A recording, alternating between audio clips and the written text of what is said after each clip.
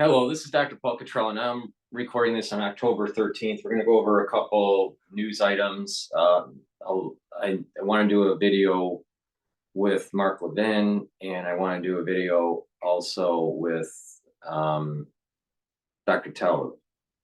So please go to my store, the-studio-reykjavik.com, and get the Max 35. This is the structural nano silver liquid. This will help to neutralize pathogens and maintain the mucosal barrier. You should be taking this every day, teaspoon a day. If you're not feeling well during the cold season, take a tablespoon or two a day. You can get it either in the 35 ppms or the 14 ppm, so max 35 or max 14. So please go to my store and get that.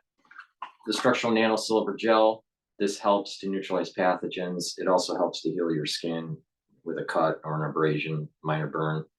You can also use this as a skincare product where you can put it on your skin. You can put it on your skin at night or even during the day, but as a daily skin routine, put it on at night, exfoliate in the morning, and you'll notice that your skin is clearer and tighter, especially around your face.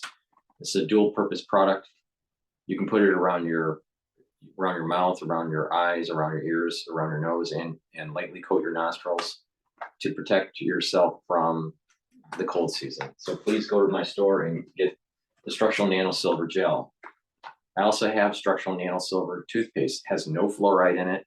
This will whiten your teeth, freshen your breath, neutralize pathogens, improve your gum line, and with good oral hygiene, you're going to reduce the chances, or you're reducing your risk factors for cardiovascular and valvular disease. So please go to my store, the-studio-reykjavik.com, and get the great toothpaste that I have. Get a couple bars or a couple tubes of the toothpaste for your household.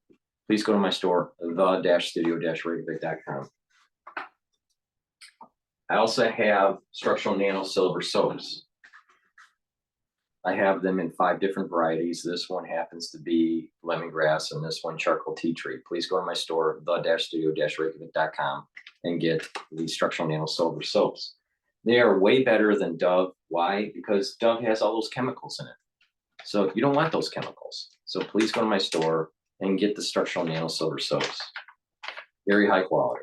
Get a couple bars for your household.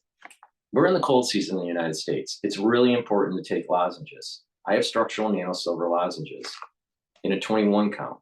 You can get them in Manuka honey. Get a couple bags for your household. The moment you start feeling that irritation, you should be taking these structural nano silver lozenges and drops. And what will happen is you're neutralizing the pathogen, you're creating those secretions to maintain the mucosal barrier and reducing the chances of further infection. Extremely important to do right before you start, getting a worse situation, worse symptoms. Once the moment you get that irritation, start taking the lozenges and the drops. For the drops, they're in 100 count because they're smaller, but you can get it in honey and lemon, also made from structural nano silver, blueberry, and cherry. So please go to my store, get the lozenges or the drops, get a couple bags for your household, be prepared. The moment you have that irritation, take the drops or the lozenges. All right, so let's go with Mark Levin talking about Kamala Harris not being the candidate that she's portraying herself to be. Hello, America. I'm Mark Levin, and this is Life, Liberty, and Levin Saturday with 2 great guests, Senator Ted Cruz and former ambassador to Israel from the United States, David Friedman. But before we get to our great guests, it's an amazing thing. Kamala Harris is running for president of the United States, but not as Kamala Harris. She's raised $1 billion. Nobody's ever raised $1 billion. With propaganda on TV and radio on the internet, to try and smear Donald Trump, and to try and run as somebody she never is, never would be, never could be. And of course, we have over $1 billion, no doubt, in in-kind corporate media contributions doing exactly the same thing. We have unfreedom of the press in this country, not freedom of the press. And we have a phony, fraudulent, fictional character running for president of the United States. I heard some commentators say, the public's just getting to know Kamala Harris. No, unfortunately, too many people who are undecided don't know Kamala Harris and never will. And this is a big problem. And I want to remind you about the real Kamala Harris. Will the real Kamala Harris please step forward? No, she won't. This is the real Kamala Harris. Eliminate fracking. Eliminate the combustion engine. Open border. Decriminalize illegal immigration. Free health care for illegal immigrants. In fact, national health care, everybody gets Medicare, nobody gets private care. That's been her position. Student loan cancellation, even though it's unconstitutional, she didn't get the support of Congress. Eliminate, as I said, private health care. Infanticide. That's what she believes in. That's what her running mate believes in. They believe an abortion up to the last second when the baby is viable. That's not Roe v. Wade. Roe v. Wade says in the last 3 months, states can regulate it. They don't support Roe v. Wade.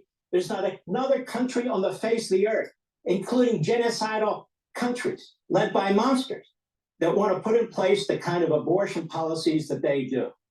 She opposes school choice, especially important to poor kids and little minority kids. She opposes it because she's bought and paid for by Randy Weingarten and the AFT. That's the truth.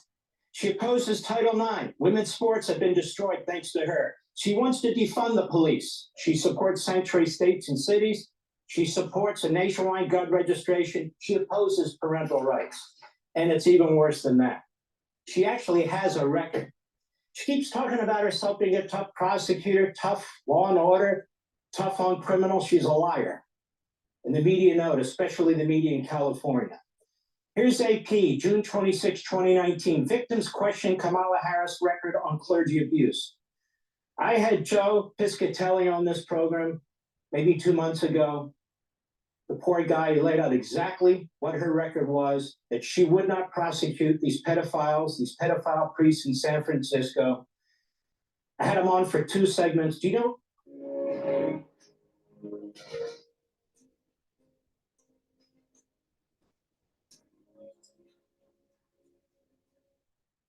I had him on for 2 segments. Do you know what news organization picked it up? None. None. None in cable, none in network, none. Joy Piscatelli was angry when Kamala Harris emerged as a contender for the Democratic presidential nomination. It brought back the frustration he felt in the 2000s when he was a newly minted spokesman for clergy sex abuse victims. Harris was San Francisco's DA. Survivors of clergy abuse and their attorneys said that Harris's record on fighting sex abuse within the Catholic Church back then is relevant as the U.S. Senator from California campaigns for the presidency as a tough-on-crime ex-prosecutor who got her start prosecuting child sexual abuse cases. They complained that Harris was consistently silent on the Catholic Church's abuse scandal, first as DA and then later as Attorney General. Tell me, what news organization is focused on that? Friends at Breitbart, 2020, Catholic abuse survivors. Kamala Harris chose not to prosecute a single abusive priest. The executive director of the National Network of Survivors of Sexual Abuse by Priests said in a statement, said to Breitbart News that then DA Kamala Harris chose to ignore an opportunity to investigate priests in San Francisco for abusing children. Zach Heiner, the executive director of Survivors Network of those abused by priests, corroborated the bombshell details about Harris revealed by Breitbart News senior contributor Peter Schweitzer in his book, Profiles in Corruption. What did he find? Schweitzer exposed that during her 13-year tenure as DA, then Attorney General, Harris failed to prosecute even one case of pre-sexual abuse, though during the same period, at least 50 major cities had brought charges against priests identified as pedophiles.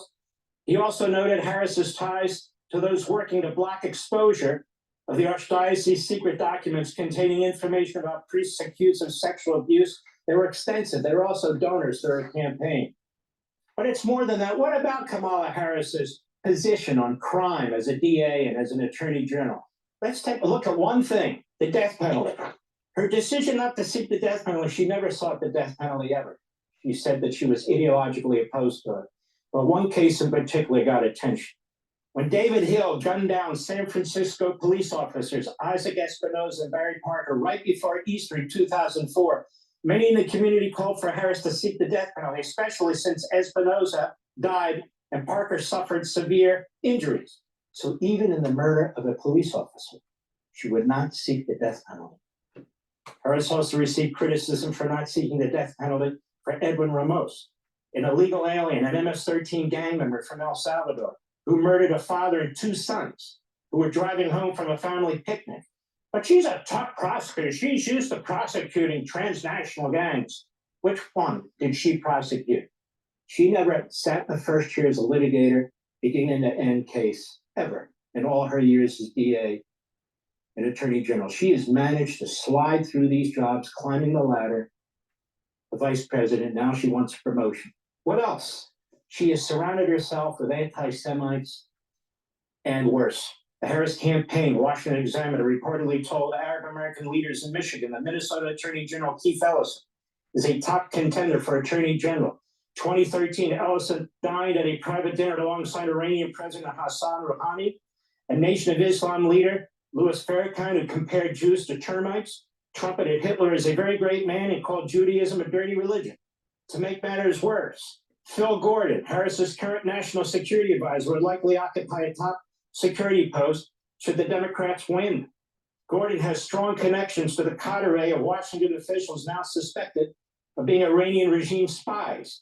He's also closely tied to Pentagon policy advisor Ariane Tapatabi, who is under investigation for peddling an Iranian persuasion campaign from inside our nation's defense capital. Let me also tell you about Ilyan Goldberg.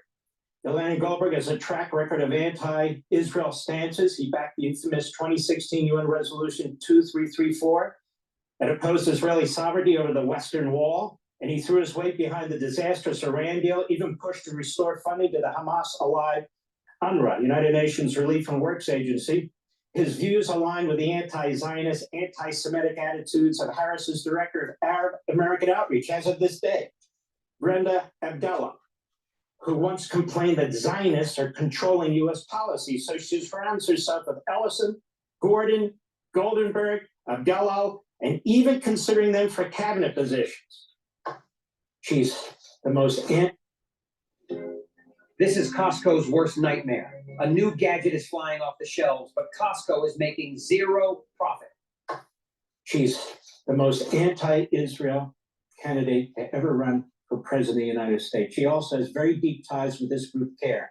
CARE is a Hamas front group that was founded in the 1990s in a meeting in Philadelphia, a Marriott hotel right outside of the Philadelphia airport. The FBI had a bug in there, take the entire thing.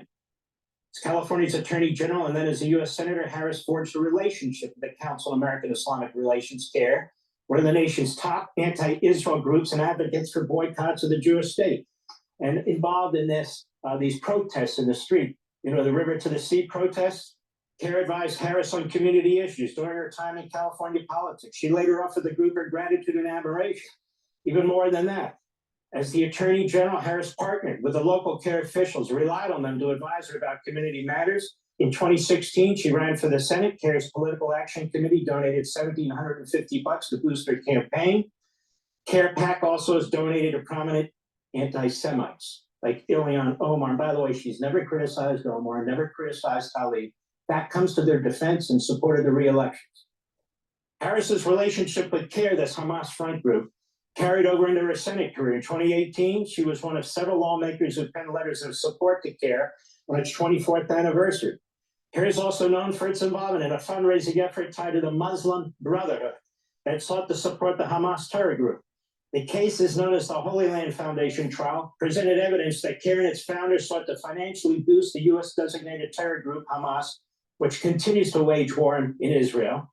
And the director of CARE, after October 7th, stated that he supported what took place on October 7th. She's never renounced CARE. They still support her for president. Now, what about her character? How does she treat the little people? Gee, there used to be articles about this all the time, but not anymore. No, we got to get her across the finish line. Vice President Kamala Harris had 92% staff turnover during her first 3 years. This is from the open books. People really, really do not want to work for Kamala Harris, wrote former staffer Dan McLaughlin in January 2022. Our auditors, they write at the open books, quantified an extraordinary high 91.5% staff turnover rate. We used U.S. Senate disclosures to conduct our investigation. Those databases can be downloaded. As of March 31, 2020. I have a lot of corporate experience, all right? And I'm telling you, there's a term that we have, and it's called bitch boss. And these DEI type people that elevate in an organization, they become you especially the double minority, female black, all right, but even just female white, you get this bitch boss kind of mentality in many of the time, not all the time, but many of the time, especially the DEI type employees that have elevated to managerial positions. So Harris has this bitch boss attitude. She's not very familiar with the issues of the day, domestically or internationally. She is somewhat hollow in terms of, where to take the country. She is an empty suit that will parrot whatever the national security state wants her to parrot. So she's an empty suit. She's not an intellectual at all. She's terrible at speaking. I don't think she has a very strong understanding of economics. And, as Mark is bringing up here, she really has just kind of slid through life with her careers, and that she never really was in a real leadership role, from start to finish. So maybe she's, starting pitcher, but not a closer, right? Right. So I would say this. I would say I'm very concerned. Maybe he'll get to this point with this whole DEI and bitch boss mentality on her, and that's the reason why her staff leaves habitually. We also have put it in the lens of reparations, because when bitch bosses are in power, they have a tendency to have hubris, and they're going to push for certain things in an organization, in this case at the national level, and potentially even international level, that go in the grain of their social agenda or their worldview. Her worldview is socialism, maybe even to the element of communism. Now you put Waltz and Harris together, and you got a very strong ticket that is very strong socialist, very heavy to the left, potentially going to communism. The Democratic Party wants a one-party system. The Democratic Party wants to erode our constitutional freedoms. The Democratic Party wants to erode the freedom of speech. The Democratic Party wants to erode our Fourth Amendment of improper search and seizure. The Democratic Party wants to erode our Second Amendment. Now, we have the Second Amendment to protect the First Amendment. All right. So the key here is that for a person that has a law degree, Harris has a law degree. It's surprising, but she has a law degree.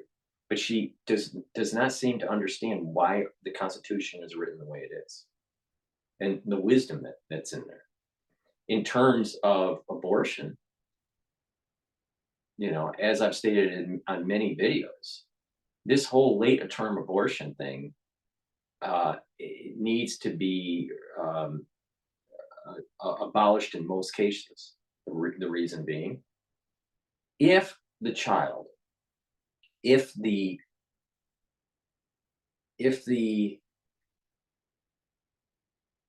fetus is known to have a problem, developmental problem, then it should be the decision by the parents to terminate the pregnancy, even in a late stage, because they're the ones that have to deal with the issue, and they may want to try again, and sometimes developments don't work out, right? Sometimes you won't know that something happened early. Usually, early on, but sometimes something happens during the development, and you decide, okay, this child, this fetus may be viable when it's born, but it's going to have a lot of problems. So let's terminate and then abort and then try again. that should be up to the parents, all right, not the state. But if they are to the point where it's it's a late term, and it's some sort of social economic reason, you know, or they were lazy about the situation and terminating early on. No, no, no, no, no, no, no, no. Certain rights have to protect the unborn. If there are rights for women, there should be through the Constitution, which I think there are. I believe that. But there are also rights of the unborn in the Constitution. So my take on this is that first, first term, you know what, that situation, um, in my opinion, states should allow for the parents to decide for an abortion in the first term. After that, then you kind of like, well, if it was based on incest or based on rape and all that, why wouldn't have it been done early on in the first term? All right. So all those cases would have been the first term. Most of those cases would be first term. Now, for second and third term, those a little bit, you got to look at the details. If it's through some sort of developmental issue, then it should be the right of the parents to abort. It's up to them if they want to take it full term. All right. And the same thing for the third term. So the second and third term. But if it's because of some sort of social economic thing, no, that should be illegal. That should be illegal. So the ones that are saying, well, what about the rape and incest? Well, that can be done in the first term. It doesn't have to be done in the second or third term. So, I think that having the ability to do abortions in the first term and make it restrictive in the second and third term, and it's really for the based on the health, based on the health of the mother, the life of the mother, then okay, and then an abortion could be initiated to save the life of the mother, which could happen. But if it's some sort of deformity or some sort of trisomy issue or whatever, it should be up to the parents to decide if they want to bring that child into the world. Not the state, not the federal government, but them and their doctor. All right. But that first term, okay, something happened, you have that optionality. But late term abortions, I think, are just wrong when it comes to there's no deformity, there's no risk to the mother. There's a lot of those that are happening. So and what the thing is that no one really wants to solve the problem. Why? Because the Democrats want a voter bloc that constantly come out to vote on crotch issues. This crotch rights issue has been around for 40 years, and that's what galvanizes women to vote Democrat during the general election, because it's always on the ballot. It's always in the discussion. Solve the problem so you can actually focus on other issues. But they don't want to solve the problem because they know that once they solve the problem, they've lost one major voter bloc. If they solve the problem, okay, this is what the the law is now for abortion, right? And I think it's wise to allow for abortion in the first trimester, and you have to curtail it, and it has to be based on some sort of real medical need of the mother, or the parents don't want to bring in some sort of deformity or some sort of a child that could be problematic because of genetics or whatever. They may not want to bring that child in the world because of some sort of developmental issue, and because of that, or some genetic issue, and because of that, it gives them the option to try again. All right, because they're the ones that have to deal with it. The parents have to deal with it, so they should make the decision. All right. So that's my take on it. But the states need to just stop using this as a voter block to just get women to vote based on one item on the ballot. It's always crotch rights. Every year, just look, every year, every 4 years, it's always about abortion, abortion, abortion. They don't want to solve the problem because the moment they solve the problem, they've lost a huge voter block to come out to vote for the Democratic Party. Because your focus would be now on how's the economy. Democrats don't do too well on that. How's the inflation? Democrats aren't doing too well on that. So they really don't want to solve the problem. That's the reality. So that's my take on it. But I'm more concerned, and he hasn't, and I haven't finished the video yet here, but he hasn't said anything about reparations. Harris is going to be pushing reparations because of the bitch boss mentality, black female that feels hubris in the presidency with very little understanding, can't speak very well, and has a worldview of socialism. Please go to my store, the-studio-reykjavik.com, and get the collagen and peptides. This helps with your bones, your joints, and also your skin, nails, and hair.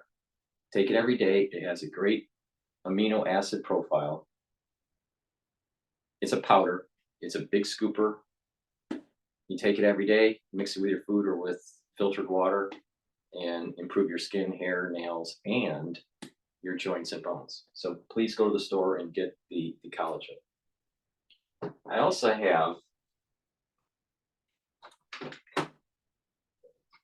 2 different types of probiotics. I have a powdered probiotic and a Bitchute probiotic. Please go to the store, improve your gut health, reduce gut inflammation, improve your metabolism and your absorption of nutrients by taking these probiotics. By taking probiotics every day, you're going to improve your gut health, the gut communication between your GI system and your liver, and your GI system and your brain. Better gut health, you'll improve your memory and mental acuity. So please go to my store and get these probiotics.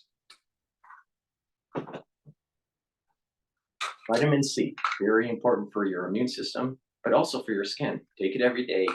If you have a cold and you're not feeling well, take a double dose. Make sure you drink it with filtered water. And lastly, magnesium and zinc helps to boost up your immune system. Should be taking it every day. Again, if you're not feeling well because of the cold season, take a double dose. Drink it with filtered water. Or only 4 of the initial 47 staffers from the first year are still employed consistently and without interruption by the vice president. Furthermore, the turnover chaos isn't getting better. In the trailing 12-month period, 24 staffers left.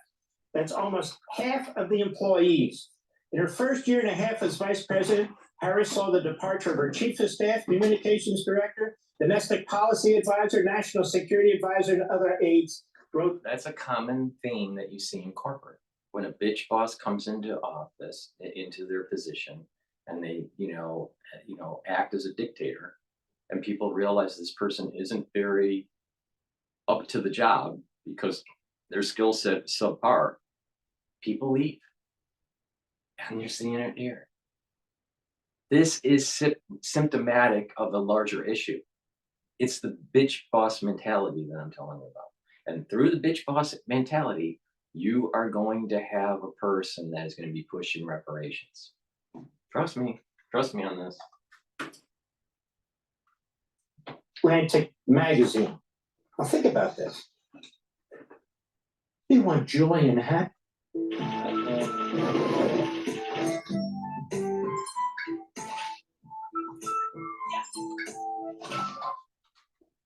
You want joy and happiness. You got to turn the page, December 2021, reports have swelled for months about Harris's office environment and turnover. A former staffer told the Washington Post the vice president was a highly critical boss. With Kamala, you have to put up with a constant amount of soul-destroying criticism. Some said Harris would refuse to analyze briefing materials. Yeah, like pre-hurricane materials set forth by employees, but then scolded them if she appeared unprepared. Quote, it's clear that you're not working with somebody who is willing to do the prep and the work. And we see that right now. That is a common theme with DEI. They don't have the skill sets to elevate to the next level and build new skill sets to elevate to the next level. And they just coast because of DEI.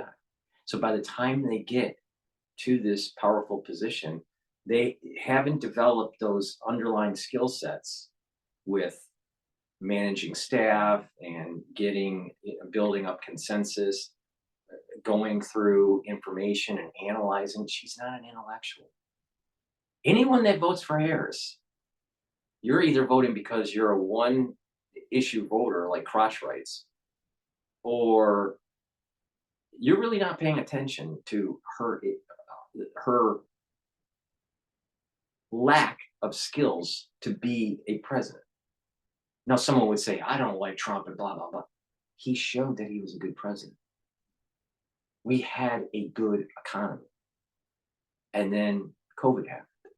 Now, you know my opinion on that, all right?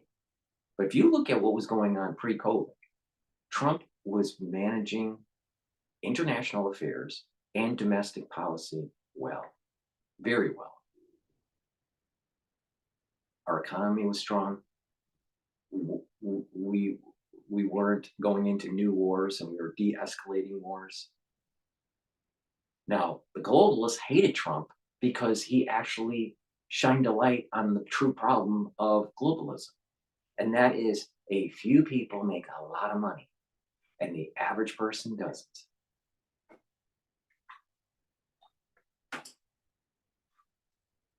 Put up with a constant amount of soul-destroying criticism and also her own lack of confidence, so you're constantly sort of propping up a bully, and it's not really clear why. One of the things we've said in our little text groups, the former employees among each other, is what is the common denominator through all this is her, Durand, who left Harris's office after 5 months in his role. And in a recent column, Durand, now the editorial page editor at the San Francisco Examiner, wrote that it was sad to see her repeat the same old destructive patterns. And it goes on, these quotes. Politico used to write about this. Now, of course, they sit on it. Not a healthy environment. Kamala Harris office rife with dissent. Dropping the F-bomb all the time, telling people to call her General. Good morning, General, and stand firm. One young intern she told, don't ever look me in the eyes. You know what that is? That's a psycho. But you know what, ladies and gentlemen? I think. I'm telling you, she's a bitch boss. She's a bitch boss. I knew right away. I mean, I'm playing this video without even watching it previously. All right, and just reacting as we go here, which is usually what I do. All right, I'm telling you, you can tell she's anyone that's worked in corporate, like Fortune 500. All right, anyone that's worked in corporate at a big company that has these kind of DEI policies that you've seen, fester, or affirmative action kind of policies that have festered within the corporation for the last 10, 15 years. She's a bitch boss. I'm telling you, she's a bitch boss. You can sense it. You can sense it 10 miles away. Harris and Emhoff marriage is a marriage made in heaven. These two really do fit each other. And the media have done everything they can to kill this. Cable news, network news, Washington Post, New York Times, and I want you to think about how they cover Trump or how they would cover any Republican. Mitt Romney tied a cage on his roof with a dog. Okay, this goes to character. They're running a phony, fraudulent, deceitful campaign, trying to lie to the American people about this woman and her record. She is a disaster. And not only that, they ran a fraudulent campaign of the viability, the mental viability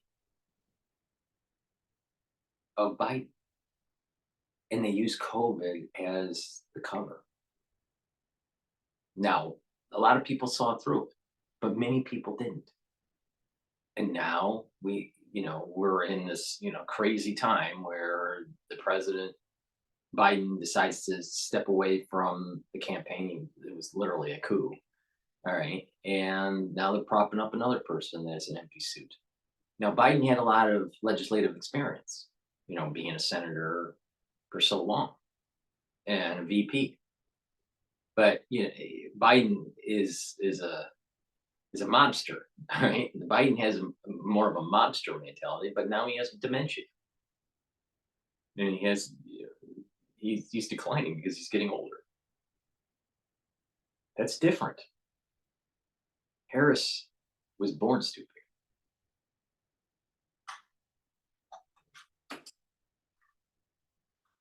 Has a real problem. Kamala Harris's husband was inappropriate and misogynist at work, his former colleagues tell the Daily Mail.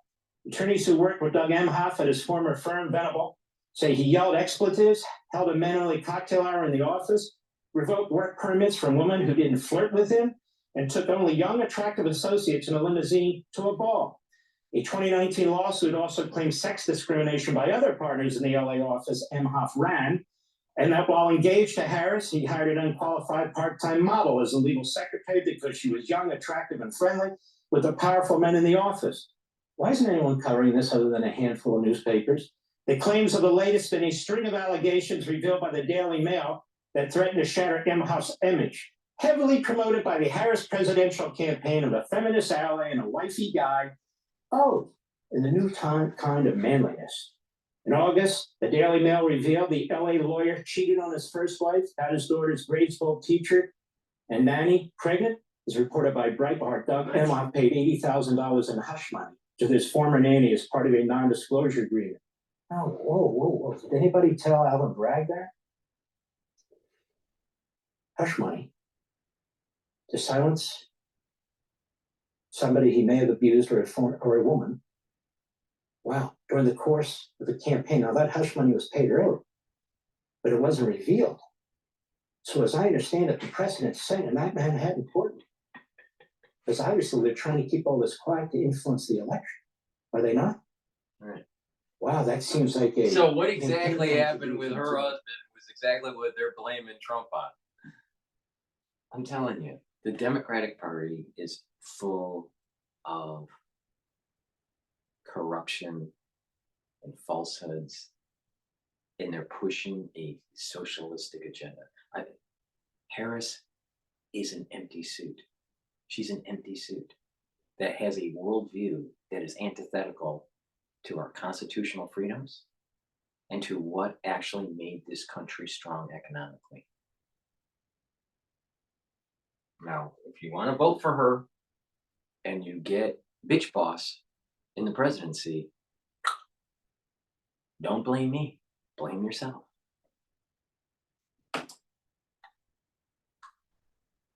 Folks, I could go on and on. Why am I doing this? There is so much here in Kamala Harris's background as a DA, as an attorney general, as a senator, as a vice president. So much. They talk about book burnings. They talk about taking books off shelves. This is absolute censorship. It is intentional. Anything Donald Trump says, anything Donald Trump does. Now, doesn't that seem like something that the CCP would do? Now, isn't Wall saying how great China is? Twist and they turn into a major event. They're trying to create here a candidate does not exist in Kamala Harris. She's not pleasant. She's not nice. She's not happy. She doesn't treat people around her or her staff with respect. She doesn't care about She's not intellectual. She can't analyze new data. And when you're a president and you're being, in a situation that's new and unprecedented, you need smarts. We need people like JFK that could actually take a look at the situation, listen to his advisors, but actually question the advisors and have a worldview, right? That isn't that is logical, and there's deep thought in it. All right. He had deep thoughts about the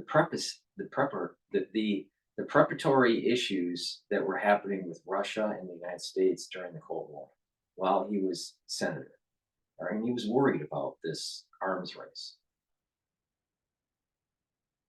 So by the time he gets into the presidency, he had a deep thought about the escalation, the quick escalation that could take place. He also had a deep thought of why Vietnam would be a bad idea to get involved in. So, but you had a person that was smart, right? Harris doesn't have that capability. It doesn't mean all women are like Harris. They're not. But it's denigrating to other women that have skills and skill sets and have built up, their experience level to become president while they're not on the ticket. There are lots of women that are competent and able to manage the United States because of the skill sets that they've developed and the thoughts that they've had about certain policies domestically or internationally. Harris doesn't have that. Harris is an empty suit. She's an empty suit. That's a bitch boss because of DEI. Anyone that's worked in corporate, they've seen a person like her. They've seen, and they always destroy the organization. They always destroy the department they're running. Always.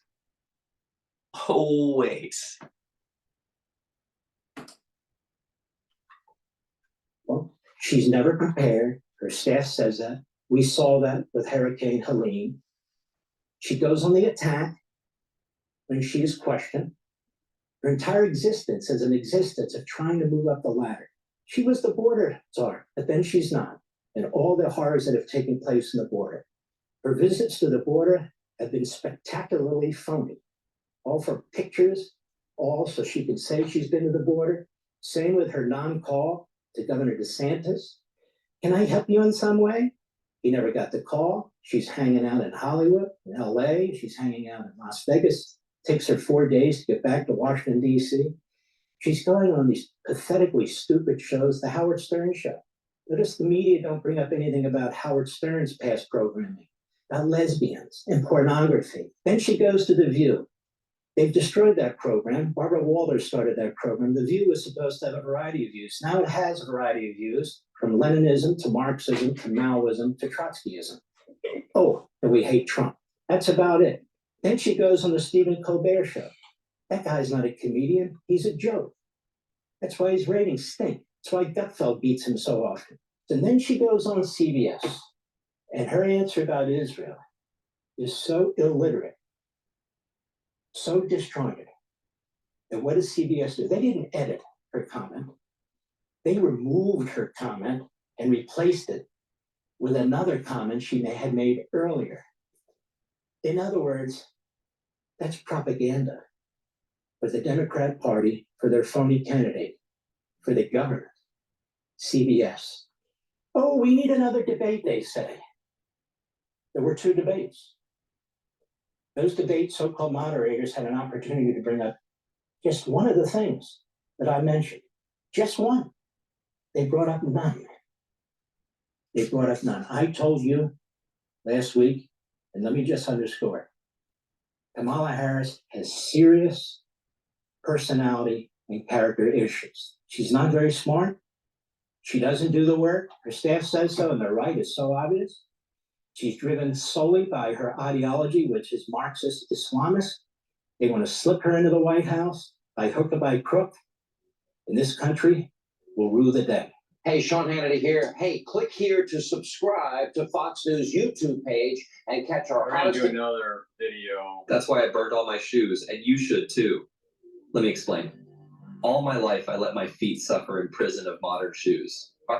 Since she Alright, announced so- her candidacy, So Victor Davis is going to, Hansen is going to talk about Camelo. All right. I haven't watched this video, so we'll play it, and ad-lib the whole thing. But please go to my store, the-studio-reykjavik.com. Get the multivitamin that I have. It's easy to digest. You need multivitamins as cofactors for enzymatic activity. This is a great multivitamin to add to your daily protocol to start going down that process of better living and a healthier lifestyle. Please go to my store and get the multivitamin. Take it every day.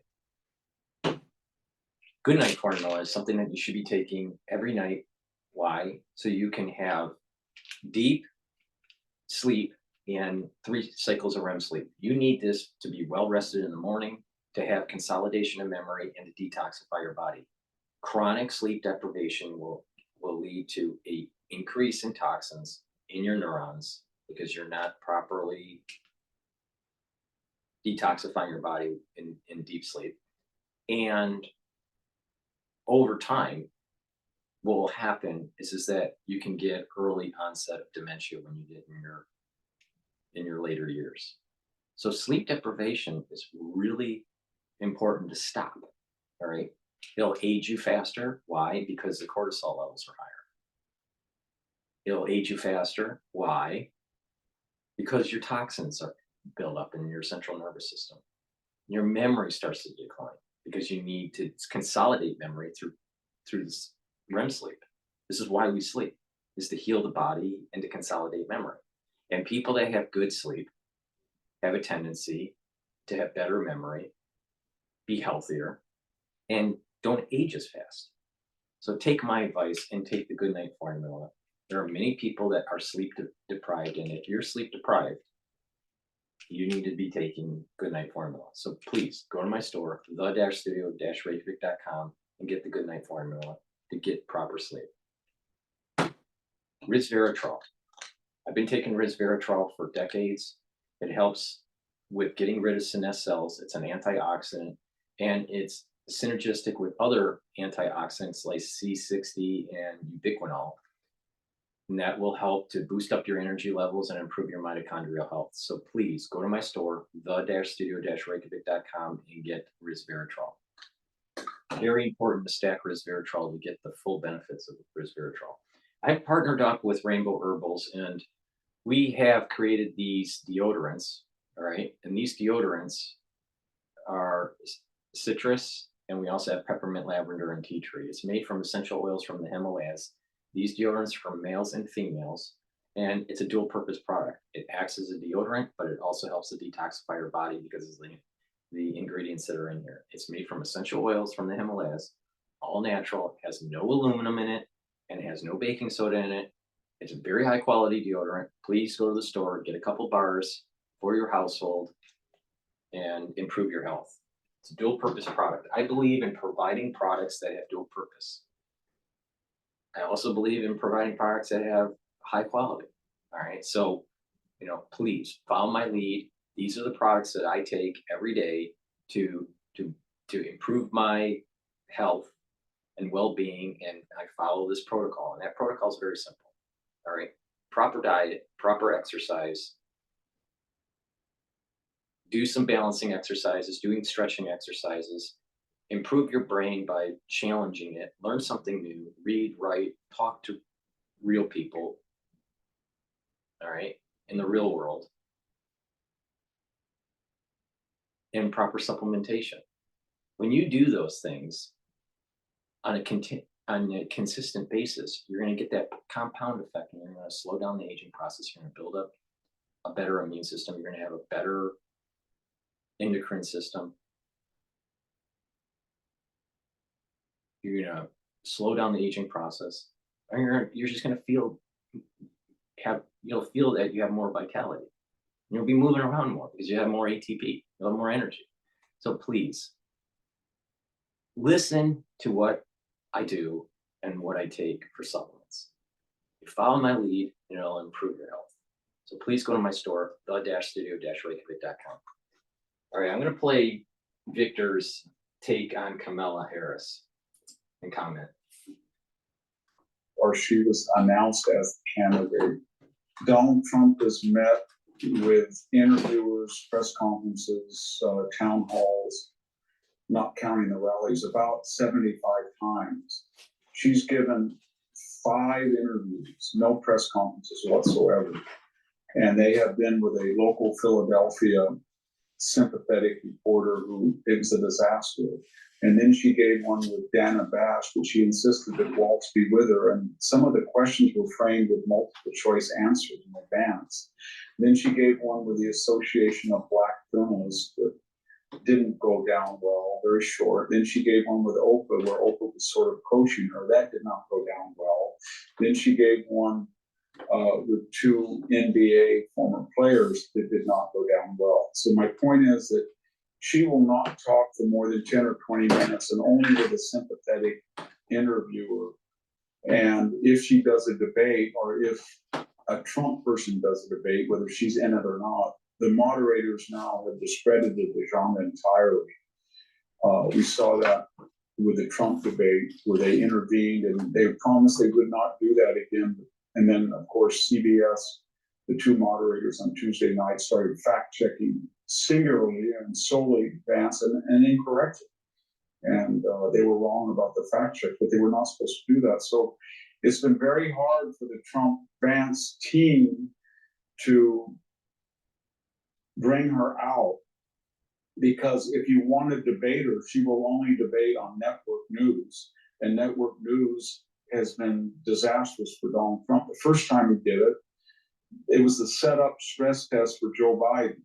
He was pretty much on the way to a landslide victory, and then they goaded him into saying, come on CNN before either candidate has been nominated and before the conventions have been held. We've never done that. And yet he did. And he watched Biden melt before his eyes. And that was the signal to the powers that be to remove him. And then when Harris came back, she goaded him into a debate in which Mr. Muir and Ms. Davis intervened again and again. They picked the questions that were tailored toward Kamala Harris. They asked for follow-ups and explicit stick to the question types of corrections to Trump. They fact-checked him.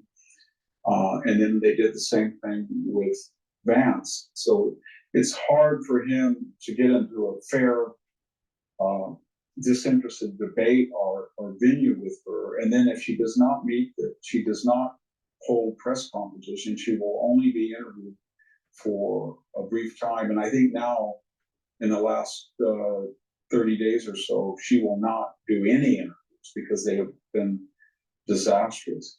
I will say, though, that if you look carefully at the polls the last 72 hours in the swing states, she is hemorrhaging. And that is a result of the aggregate effect of, as you pointed out, in part the Harris-Vance debate, but also the aggregate effect of all of these interviews that were staged transparently so. And she just went into a wash, rent, spin cycle where she talked, no matter what the question posed, she says, I'm middle class and I grew up and I believe in empathy and I believe in a can-do economy. And the answers have no bearing or no relationship question asked. And so that is there's been some extraneous things. These October surprises raise a lot of skepticism, especially the Jack Smith indictments, especially the lowering of the Fed rate suddenly. Then they were very late and tardy, almost 5 days before either one of them took an interest in Hurricane Helene. We were told. My take on this, we're halfway through the video, but my take on this is she's an empty suit, and the media propped her up. And the media are propping up DEI. They're trying to push this, black female, and she's just as much black as white and just as much black as Asian. So, she placates to whatever constituency that she's talking to. And she just doesn't have the chops to be president. She doesn't have the analytical skills. And she's an empty suit. But so was Joe Biden. So you bring up a better question, and that is, okay, now you have potentially two Democrat presidents that are empty suits. Who's running the show? My gut feeling is this is a national security state. And if you have a president that doesn't push back on the national security state, they can run amok and do whatever they want. Now, a lot of people are playing emotional fallacy. We see a lot of that with what's even going on with the war in the Middle East. A lot of channels like Al Jazeera play emotional fallacy. Not that there aren't atrocities. All war has atrocities. All war has atrocities, and all sides cause atrocities. All right, but the thing is that they're playing an emotional game with the presidential election, and that is an emotional fallacy. She's the first female that could be president. She could be the first female Black president. She could be the first Asian female Black president. She's a mixed race. That's what she is. She's not a Black president. Obama wasn't even a Black president. Obama is half white. So it's we have a multicultural world and a multicultural country, and that's good. That's a good thing. But the thing is that having an empty suit president that's placating, to some sort of emotional fallacies, I just not going to turn out good. Not going to turn out good. She doesn't have the chops, and that's the reason why she's not doing the town hall meetings and off the cuff questions, and you can't see her think in real time because she doesn't think in real time. She's an idiot. She doesn't know how to think. She's a cue card presidential candidate. It's not of a serious nature. We were told for 3 or 4 days only 30 or 40 people. It looks now that it could have been much worse than Katrina. It's wiped out whole areas. The impression is that this is sort of an East Palestine, Ohio Appalachian phenomenon where lower middle class working people have been decimated and devastated by a natural disaster of which this administration, as in the East Palestine, has not been prompt or empathetic. And Joe Biden was kind of callous when he was asked about that, at the White House. Why haven't you been there? Why haven't you been engaged? I have. I was on the phone for 2 hours. That was counterproductive. And then she wanted to do a photo op, so she staged a photo op as if she was on the phone directing things from Air Force Two. But unfortunately for her, when people looked at the photo, the pages were blank that she was working on, and her earplugs were not connected to her phone. The wires were not connected. It was a complete photo op. So all of these things are starting to, and the Middle East, people remember that Jake Sullivan boasted 8 days before October 7th of last year that the Middle East portfolio was the calmest it had been in 20 years, and they inherited a very calm area. So I think people are looking at these things in Ohio, in Pennsylvania, Michigan, Wisconsin, and it's going to be very close. But right now, Harris and Waltz seem more concerned about the election than this. Now, it does seem as though that they're losing momentum. All right. But Harrison and Waltz, so the Democratic Party is losing momentum for the presidential election, but Wisconsin, Pennsylvania, and Michigan have to hold the line. They have to make sure that they vote Republican. It's extremely important for Trump to win. Extremely important. Vance, you make a good point that he hasn't been able to pin her down and say, this is what she was her entire life. These are the issues that she embraced. These temporary issues, to the degree that they're sincere, would still hurt the country. And if she is a changed candidate, she had 3.5 years to show us that, and she didn't. This is a counterfeit candidacy, something like that. But it's very hard in this country to break through the Silicon Valley, social media, print media, institutional bias that we have. And but we'll see.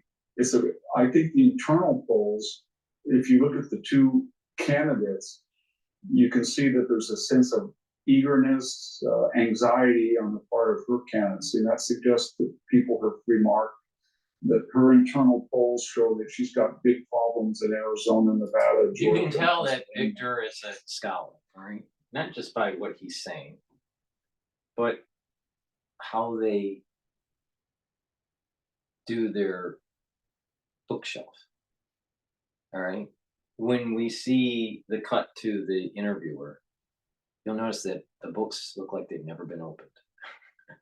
You know, but here you can tell that these books have been read and multiple times or referenced. That's a bookshelf of a scholar, not of, you know. But when you look at the next guy in this video, you'll notice what I And the mean. way our system works, if Trump were to win the states he won in 2016, that would be Nevada, and he came very close in 2020. But if he were to win Nevada, Arizona, Georgia, and North Carolina, then he would not need to win Michigan and Wisconsin, just Pennsylvania or any of the three. So it's going to be a very close race. I think the betting has now changed the last 2 days. So the private betting sites are about 50-50. And it seems that the left-wing media is much more angry, much angrier, much more anxious than they were 2 weeks ago. You know, so he didn't. So the ag all thing right, this is is the a end of the video. setup stress test for Here, Joe. this is what I mean. You see Victor's bookshelf; it's in disarray. That's a sign of a scholar. And you have this other guy, Anderson, John Anderson, and it looks like a law library that no one uses. Okay, so that's John. That's Victor Hansen's, you know, commentary on Harris. We'll go to Al Jazeera here in a second. Please go to my store, the-studio-reykjavik.com, and get the olive leaf extract. This dual purpose product boosts up your immune system and your cardiovascular system. How? By bringing down inflammation. How does that happen? Well, olive leaf extract will lower your LDL levels and increase your HDL levels. All right, so when you have a better lipid profile, you're going to have less oxidative stress, less LDL that's oxidized. So it's not going to form oxidized LDL and form foam cells that lead to plaque. All right, and when you're improving your lipid profile, you're bringing down that pro-inflammatory response. In addition, olive leaf extract is known to bring down pro-inflammatory cytokines. So you're bringing down inflammation. When you're bringing down inflammation, you're helping your immune system.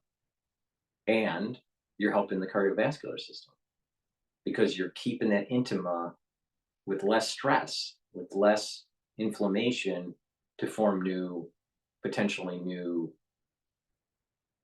areas where clots can form, or not clots, but areas where plaque could form.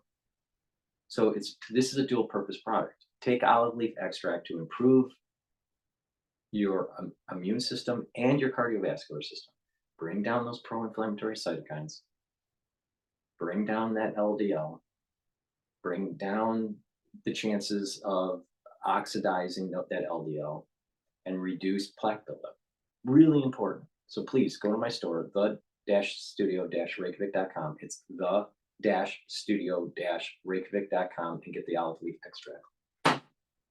Ashwagandha root brings down cortisol levels. When you're chronically inflamed, you have high cortisol. When you are sleep deprived, you have high cortisol. When you're stressed, you have high cortisol. So bring down that cortisol levels and move more towards a parasympathetic mode for your body. In addition, this helps to bring down glucose levels. All right, helps to control your blood glucose. When you take this, then what's happening is you're lowering the stress, you're lowering that inflammatory response, and you're improving your immune system.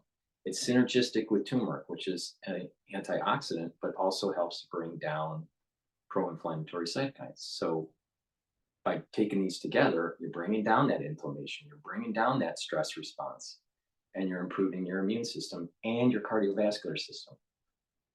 This is synergistic with olive leaf extract. So please go to my store, the-studio-reykjavik.com, and get the turmeric and the ashwagandha. The link is in the description of this video. And lastly, lignans. Lignans helps to boost up your immune system. It's an antioxidant and it brings down inflammation. Have you noticed the theme here? You want to bring down inflammation to boost up your immune system. And it's a twofer. It also helps with your cardiovascular health.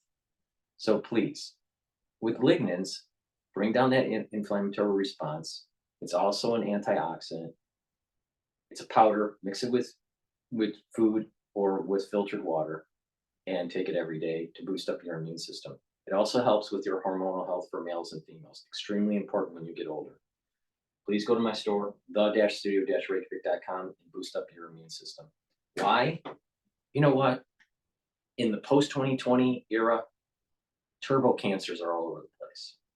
We need to have a boosted up immune system because an immune system can fight cancers and fight infections. When you have a weakened immune system, it can't fight cancers off as well, and it has a problem with fighting infection. So please take my advice, boost up your health, boost up your energy levels, bring down inflammation. So you are slowing down the aging process and boosting up your immune system.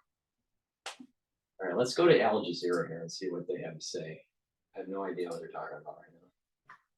In 2006, like you mentioned, you look into it, like Said Nasrallah said, it's burning when disar. I mean, we didn't know about it. There are things that we don't know about it, of course. So this is within or in the hands of the military. So we wait and see. No, I mean, you have this clear differentiation between the military and the politics. It's not that we have this clear differentiation or whatever. We're all Hezbollah and we are proud and honored to be Hezbollah. But there are things that you ask about. It has to do with the military and with those experts and those who are assigned or assume the position of being at the military. That I don't know about. It is a kind of very tight or close to those who work on it. I'm not aware of it. Dr. Musa, politically, right now, Hezbollah is delegating in a way or another to Speaker Nabil Berri to negotiate with the mediators. It's not the first time. But what about on the internal side?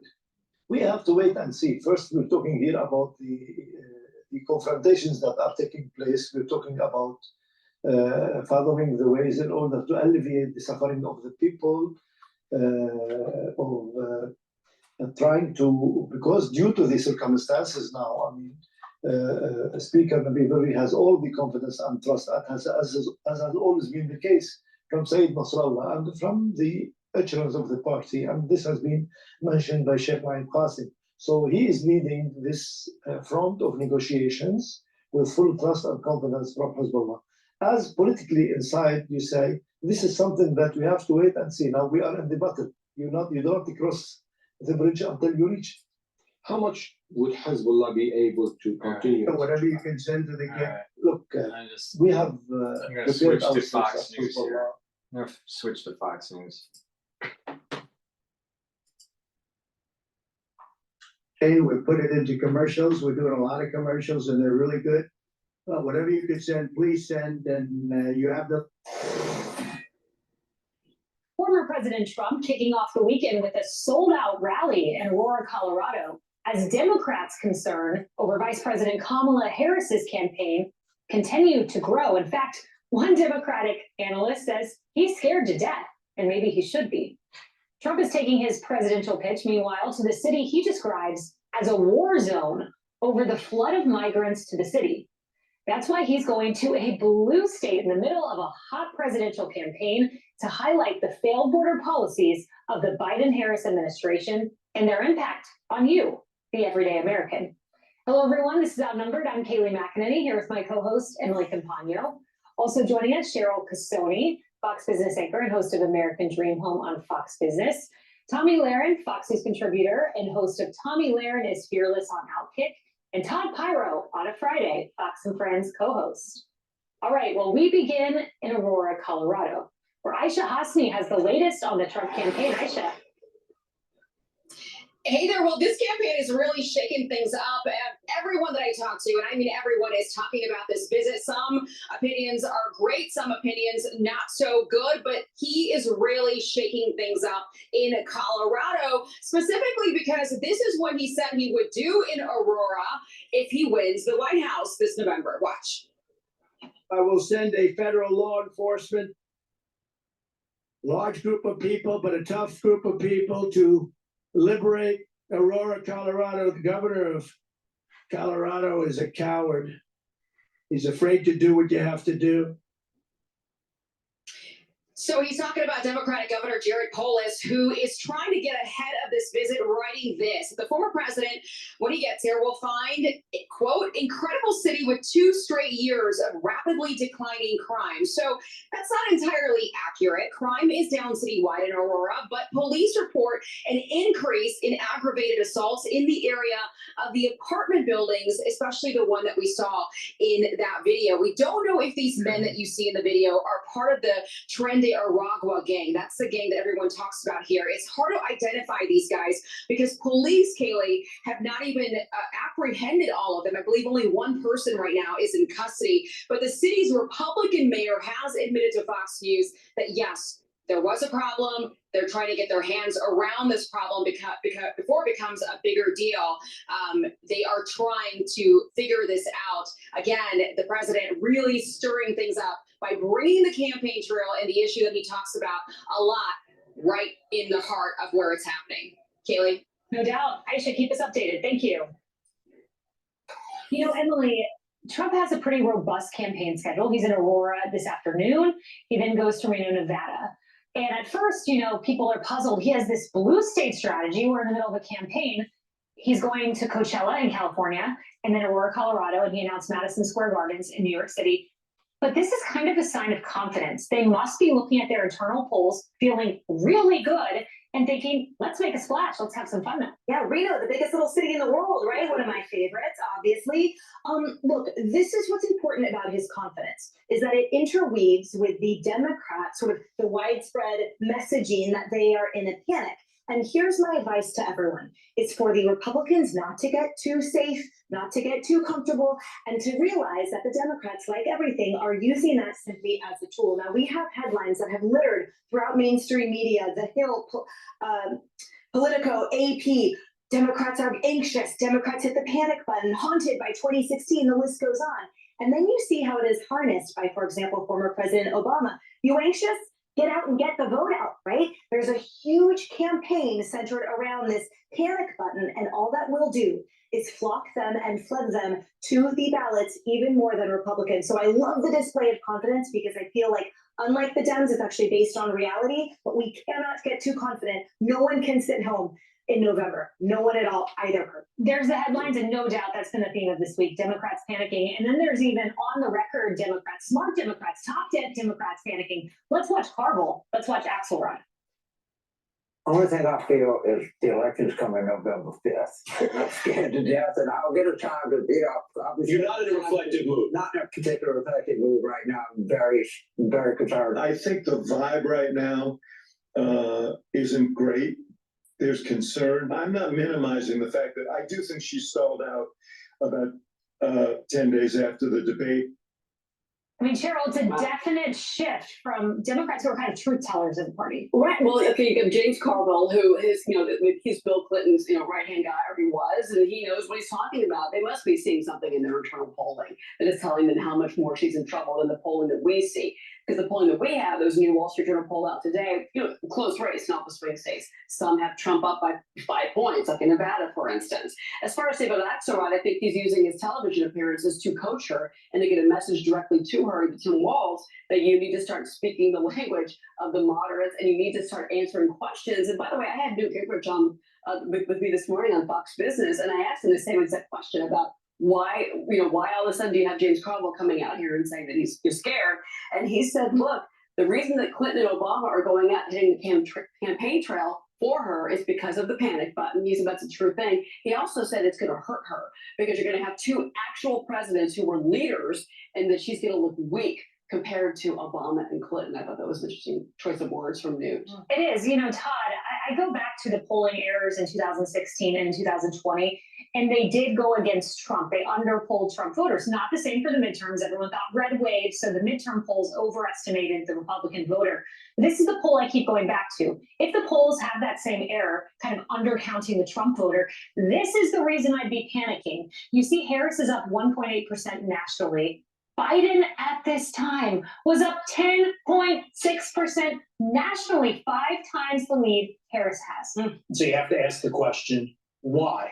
And I think this has 100% to do with the fact that we are about 3 weeks away from the election. And Kamala Harris still can't deliver that bite-sized nugget thesis statement. Remember when we were in school, you have to deliver the thesis statement, that one main takeaway for every paper you wrote? We still don't know what that thesis statement is from her on the economy. She wants to help the middle class. Great, so does everybody. That's not a plan. What's her plan on immigration? She goes back and forth, doesn't come up with any specifics, whereas Donald Trump delivers bite-sized nuggets that when you're in the voting booth, you can take away. The only deliverable that she delivers on the campaign trail is that Trump is a threat to democracy. And I think at this point, that is mere background noise, especially in those blue wall states. This is the problem when you have an empty suit that is tied to DEI, that's elevated to the status of being on the presidential ticket for the Democratic Party. And you really don't have the skill sets to be a leader. Now, do you really want to vote someone into office that's like that or not? I personally don't want her in office. And I also think that she's going to have this bitch boss attitude, and she's going to be pushing reparations. Now, hopefully, Trump wins, but it's going to be close, and this is the reason why Michigan, Wisconsin, and Pennsylvania have to hold the line for the Republican Party. They have to hold the line. Main concern for the Democrats right now, because if you're a 45-year-old guy like me, undecided in your vote, what are you focused on? This concept of democracy or the fact that you're having trouble paying for your kids? To me, the latter resonates more with somebody my age, and I think that's what's hurting her in the blue wall right now. You know, Tommy, let's go a layer deeper, because the headlines have not just been Democratic panic, but Democratic panic over some of the crosstabs in the polls. And you see this here. You see the Hill, Democrats fearing that Harris is losing too many male voters to Trump. USA Today and Razor Close Nevada, Latino men shy away from Harris. In Wall Street Journal, Kamala is struggling to break through with working class voters.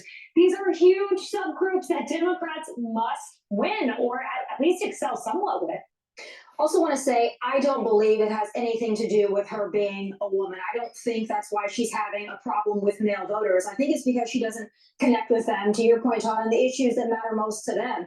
And I would also, to piggyback off your point, you have to be in a pretty privileged She's a bitch position. boss. She's a bitch boss. That's what she is. She's a DEI bitch boss. That's why she's not connecting to male voters. Those in the media are, to think that January 6th and democracy is the reason you're going to go and cast your vote for this candidate or the other. That's a very privileged position to be in. Most Americans, thanks to her and Joe's economy, are not in that position. But she's struggling because she doesn't have authenticity, and that matters to every group across the board. It even matters to young people, and we're seeing that she's doing well with young people, but not as well as she could be, because people can sniff that out. She's got a different accent every group she talks to. She relies on the talking points, and she comes across as unprepared and messy. This last week has been messy, not just because there's 2 major hurricanes and it's very tone deaf to go on Colbert and call her daddy, but also because in every interview we get a different Kamala. There is no structure there, and she comes across as very chaotic. People don't want chaos right now, and they're going to remember that in 3 weeks. No doubt. And look, she had a decent debate. She had the help of 2 moderators there. She can read off a teleprompter. We've seen that. She had a fine DNC,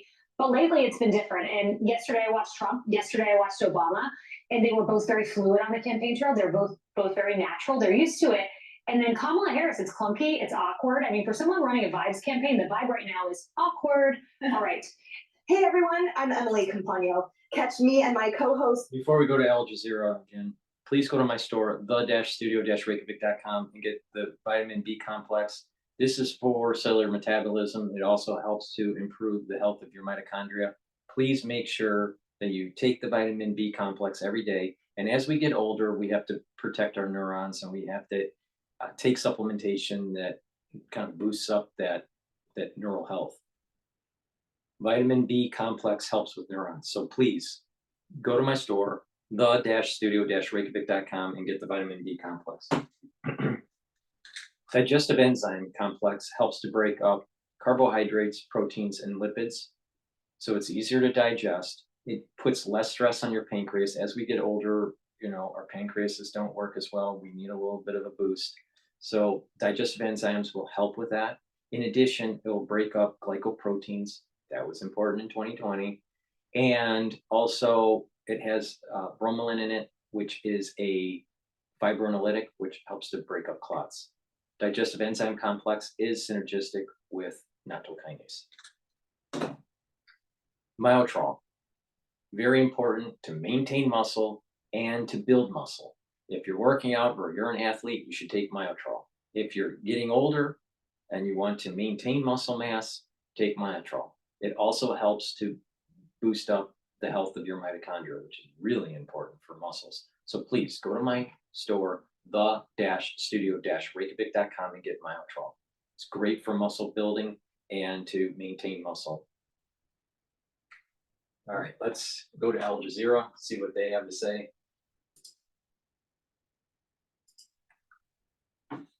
Closer look at the UN interim force in Lebanon. It was set up in 1978 to confirm Israel's withdrawal from southern Lebanon and restore peace.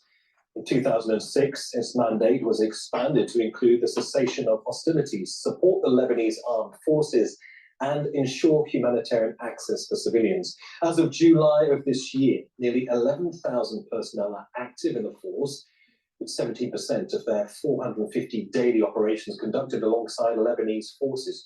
UNIFIL has troops from 48 countries. Indonesia and India are two of its top contributing nations. Let's bring in Ray Murphy. He's a human rights lawyer and professor of law at the University of Galway. He also served as a UN peacekeeper with UNIFIL in Lebanon. He joins us from Galway in Ireland. A very warm welcome to you, Ray. I should probably add to that list of peacekeepers that have a long-standing association with UNIFIL Ireland as well. I wonder what you make of this apparent forcible entry of an Israeli tank through the gates of a UNIFIL position. It comes, as you know, after several other Israeli attacks on UNIFIL positions in recent days. This appears, in many eyes, like a very obvious escalation. How do you read it? Yes, unfortunately, this is a most serious escalation. The use of the tanks and the firing of tank rounds at and in and around a UN post is recklessly endangering UN personnel. It's a deliberate act, a violent act by Israeli defense forces. In no way can this be attributed to Hezbollah. It is a decision by Israeli forces to target UN positions, UN posts.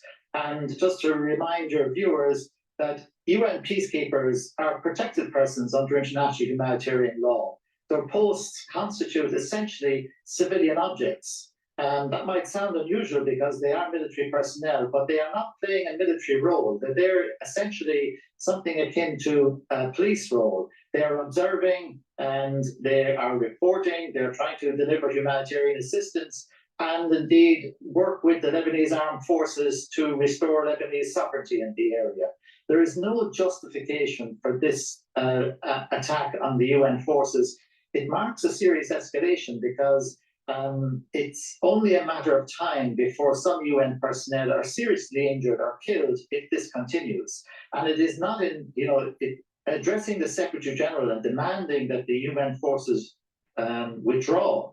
Let me remind again the viewers that it is the Security Council on behalf of the United Nations and the international community that has approved and deployed this force. It's there under the authority of the UN resolution, and in that regard, Israel and all other parties to this conflict are bound by No, that resolution. I'm not a lawyer, but the thing is that my understanding is this is based on the 1701 resolution. The 1701 resolution has been fully implemented by either party, either the Israelis or Lebanese. So basically what's happening is the UN forces are caught in the middle, and UN forces, peacekeepers and all that, they, you know, it's like a paper tiger, right? You know, it doesn't mean anything, all right? But they're in the middle of a war. So if Israel's saying, get out of the way or you may get hit, right? That we can't guarantee your safety, maybe it behooves the UN to get out of the way. Why didn't they implement the 1701? Why wasn't the international community more forceful in making sure that the 1701 was implemented? Now, I don't know all the details, but I'm sure both parties, the Lebanese and the Israelis, were at fault, right? But the bottom line is this: a new escalation of violence is happening in the Middle East, and it's not safe for the UN peacekeepers, and they need to get out of the way. So don't be surprised if they get hit. Violation of that resolution is a violation of international law, and the acts of the Israeli Defense Forces in attacking UN posts constitute war crimes. So a flagrant breach of international law, potentially constituting war crimes. These are very, very serious allegations that you appear to be in no confusion over. I wonder what the UNIFIL peacekeepers now will consider as their next best options, given that, of course, they are mandated to be there. Their mandate was extended not that long ago, only in August. They have a right under international law to hold their position. Nevertheless, their lives, as you say, could be potentially at risk. Yeah, I mean, the UN has made it clear that this is the whole idea of war. If you can't hold your position, you don't get it. You don't maintain it. War is about winning, right? It doesn't really matter what the UN resolution is. they have no intention of withdrawing UNIFIL en masse from South Lebanon, and I agree with that decision. Unfortunately, it may be necessary to move or redeploy some of the UN peacekeepers from the more exposed observation posts and send them to different posts where there are larger numbers and greater safety. I would regret if such a move was necessary, but in the interests of force protection, I have to respect what the force commander and other commanders do on the ground in order to protect their forces and to be able to stay there at least in the interim future. Is there a sense in your eyes that Benjamin Netanyahu is trying to redefine, reshape the rules of the game here? Who should be present there in southern Lebanon? Who should be forced to leave? What do you understand to be the objective here, the end game for the Israelis in doing something like this? The end game to me is quite clear. The Israelis do not want to have an international force present in South Lebanon while they conduct their operations. They do not want to have a UN force that is able to report and observe the activities of the Israeli Defense Forces on the ground. The Israelis seem to be intent on carrying out a similar campaign in South Lebanon to that which they've just conducted and are continuing to conduct in Gaza, and they must not be allowed to do this. So essentially, by blinding the eyes and ears of the world, that is UNIFIL forces, Israel may be able to act with impunity there in southern Lebanon. Raymond Murphy, it's been very important and informative to hear your thoughts on all of this. Many thanks for joining us. See, the whole issue with the whole UN, the hospital in eastern Lebanon's Bekaa Valley. I think the whole issue with the UN forces is that it's just an extension of a one world government. And I'm against a one world government. I don't believe in an Uber government at all. At all.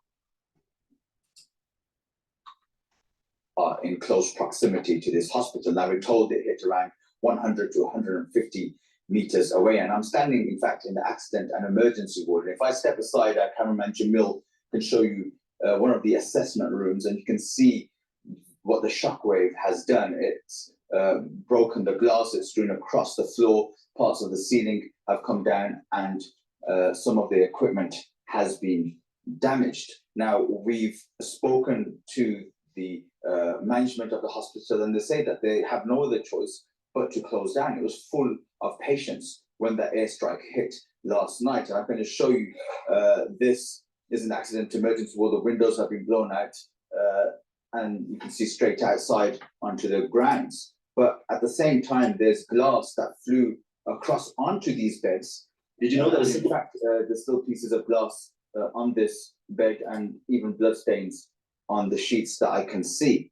But at the same time, the entrance and the radiology department, all that has sustained considerable damage. Now, they say that there's just no way of knowing when the next airstrike will happen, and there's no way of, protecting the hospital. If I can get Jamil to show you the radiology room where the ceiling has come down and the X-ray machines have been damaged. And this is, again, the fourth time an airstrike has hit in close proximity to the hospital. Now, they've told us that most patients that could have been discharged have been discharged, others have been transferred to other hospitals, and that's the entrance of the hospital where the ceiling has collapsed, and there's just no way of receiving patients. Now, they say they want to reopen in a few days, but they're still fearful of what will happen if Israel continues airstrikes. And you can imagine the kind of fear and terror of patients when they were here last night when the airstrike struck. But that just gives you an idea of what's happening in the Bekaa Valley with those Israeli airstrikes taking place. Israel has demanded the residents of 20 towns and villages in southern Lebanon move north of the Awali River. It comes as Israel's military expanded its bombing campaign, targeting at least 3 areas outside traditional Hezbollah strongholds. The town of Deir Bila in northern Lebanon was attacked for the first time since hostilities escalated. In southern Lebanon, there's widespread destruction in Nabatea after an Israeli airstrike hit a market there. First responders say a fire broke out after that attack, stopping them from reaching the scene. At least 8 people were injured. Nabatea has come under several Israeli attacks since cross-border hostilities escalated. Imran Khan has this update from Hasibaya in southern Lebanon. Well, what we're actually hearing, and this is quite interesting from the Israeli side, from Israeli media, is that something like 25 soldiers were injured in battles in southern Lebanon this morning, and they've been transferred to hospitals within Israel itself. That is a bigger amount of injuries that we've seen in one single day. Certainly, there's been reported by the Israeli side. Now, fighting is taking place in 3 key areas, and that includes Kfar Kila and Odessi, which aren't that far away from where I'm standing. So these battles are going on, and they seem to be getting a lot more tougher for the Israelis. They do seem to be taking injuries. Now, add to that overnight, though, and Israel still has the air superiority and its campaign still continues. Eid al-Sham, there was a huge attack on that particular village, a massive fireball going up into the air. Now, which is only just a few kilometers away from where I'm standing, it took place in the market. Now, I've been to that market several times. It's one of the main markets within kind of Nabatea Governor, which is where I am. But the fire there was so severe that emergency services couldn't get to the injured for hours. So a very serious incident taking place there as well. Now, what we're hearing also is that Israeli soldiers are actually within about 2 kilometers of Lebanese territory, and that might suggest why they're taking on so many injuries, because Hezbollah are still fighting back on the ground and still using their rockets. There was a barrage of rockets fired about 5 a.m. this morning. The Israelis say at least 75 have been targeted northern Israel throughout the day. Now, the Wall Street Journal is reporting the Biden administration is planning to send a missile defense system to Israel to protect against any Iranian threats. The report says nearly 100 American troops are also likely to be deployed to operate that particular system. Well, let's bring in Elijah Mania. He's a military and security analyst to talk about all of these various different aspects in detail. Before we start talking about the deployment of this anti-missile system, though, I think we need to address what's unfolding in southern Lebanon. The apparent storming by Israel of this UNIFIL base, apparently lasting around 45 minutes. UNIFIL, the UN, outraged clearly that this in their eyes is a breach of international law. What is, in your opinion, the military objective here for the reason why Israel appears to be continually harassing these particular pinch points in southern Lebanon? Several. First, the Israelis. They're getting ready. I'll tell you right now, they're getting ready for a major ground offensive. Major ground offensive. They're softening up the targets. They're going in with forward operations, and then boom, they're going to do a major land invasion. Now, it might be even two-pronged approach. It may be land and sea invasion. And it's probably going to happen at around October 23rd or 24th. I think it's going to happen after Sukkot. Break through the United Nations forces UNIFIL in particular area like in Nakura or in Edesi in the north. So in different places where UNIFIL has established in high ground observation unit and position. And the Israelis' objective is to invade Lebanon and establish themselves in these particular high ground where UNIFIL is there in order to be able to advance from these positions. Also, they don't want witness because the UNIFIL's job is to report to the United Nations what's happening as a violation of 1701 United Nations Security Council resolution. And they would report on the advance of the Israeli invaders into Lebanon. This is something that they really don't want these witnesses because they didn't have that in Gaza and they saw what they have done. They don't want to have that in Lebanon. It does put the Lebanese forces, the Lebanese army in an awkward position, doesn't it? They are there being supported by the UNIFIL peacekeepers from 40 plus nations as well. They are a defensive force, but given the offensiveness that they've seen from the Israeli side, at what point does Lebanon's own army have to reconsider its position? You touch upon the most sensitive point in debate between the United Nations, Israel, US, and Lebanon. By undermining the position of the Lebanese army, by ordering them, the Israeli ordered them to withdraw, and withdrawing, it showed that the Lebanese army has no role, actually, but to keep the peace inside the country, but not to protect the country from any Israeli attack. And this is why UNIFIL doesn't want to give the same impression. This is why it is holding its ground, even if it is faced with the strongest prime minister in the world, Benjamin Netanyahu, as he is presenting himself challenging 49 nations and the United Nations. The Lebanese army doesn't have the means, doesn't have the weapons, is not allowed to have weapons that can deter the Israelis. And this is why the government adopted the Lebanese army, people, and the resistance. Let's focus on the escalating tensions between Israel and Iran. Of course, on October the 1st, Iran sent a barrage of missiles against Israel, that in retaliation for the killing of Ismail Haniyeh, Hamas's political chief in Tehran at the end of July. We are bracing for Israel to respond. The Americans apparently don't want the Israelis to hit nuclear targets or potentially fuel depots. They fear it may well escalate a regional conflict. Now, though, this report in the Wall Street Journal suggesting that the US is sending anti-missile system to Israel, that would mean American personnel on the ground to operate it. How should we interpret all of this? First, we look at this, the decision to hit Iran has been taken. It's just a question of when it's going to happen.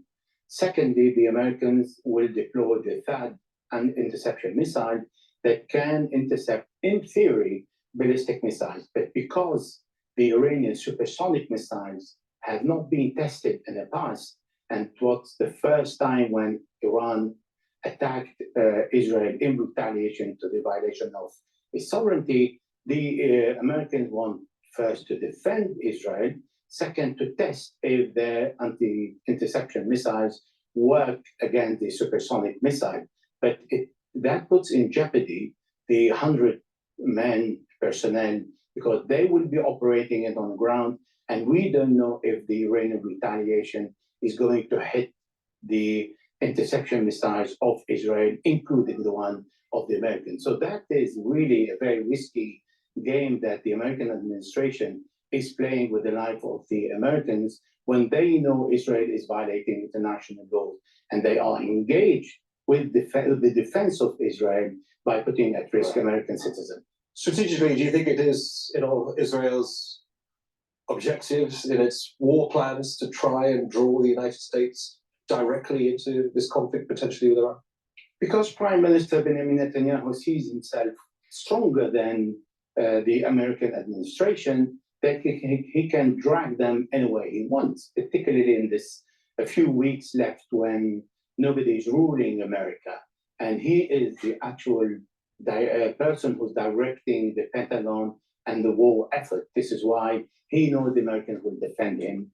But honestly speaking, it is not in his advantage to have a Middle Eastern war and a wider war because he has capitalized. It's not even in his advantage to go and invade Lebanon, but it is in his personal advantage to continue jumping from one war to another, from Jabalia to Lebanon to Iran, to remain in power until October 2026, the time of the election in Israel. All right, Elijah, you of course will be with us for several more hours as we take in all of these developments over the all right, before they cycle to a new item, please go to my store, the-studio-reykjavik.com, and get the vitamin K2.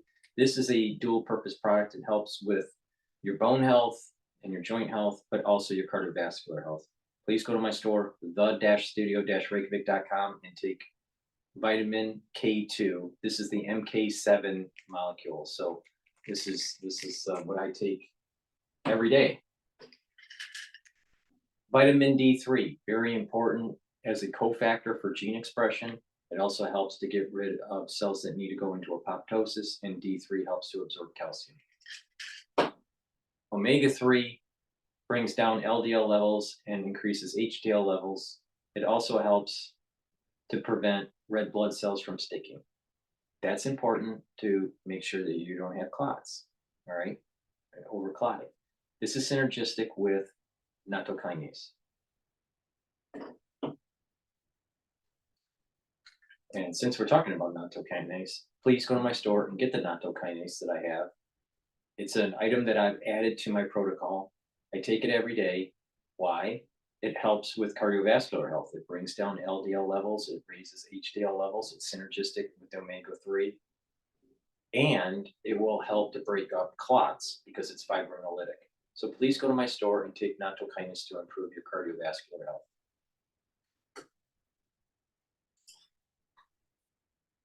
Now, the Israeli occupation army has been committing brutal massacres around the clock in the north of the Gaza Strip with the aim of displacing the population now further south.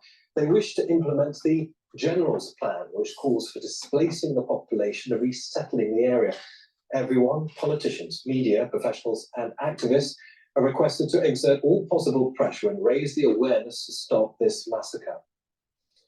Let's go to Khudri in Deir al-Balah in central Gaza and Hind. There are, as we've been saying, really deep growing concerns about what is unfolding there in northern Gaza. I know it's very difficult to get lines of communication out, but what are you hearing about conditions there and whether or not people are able to escape?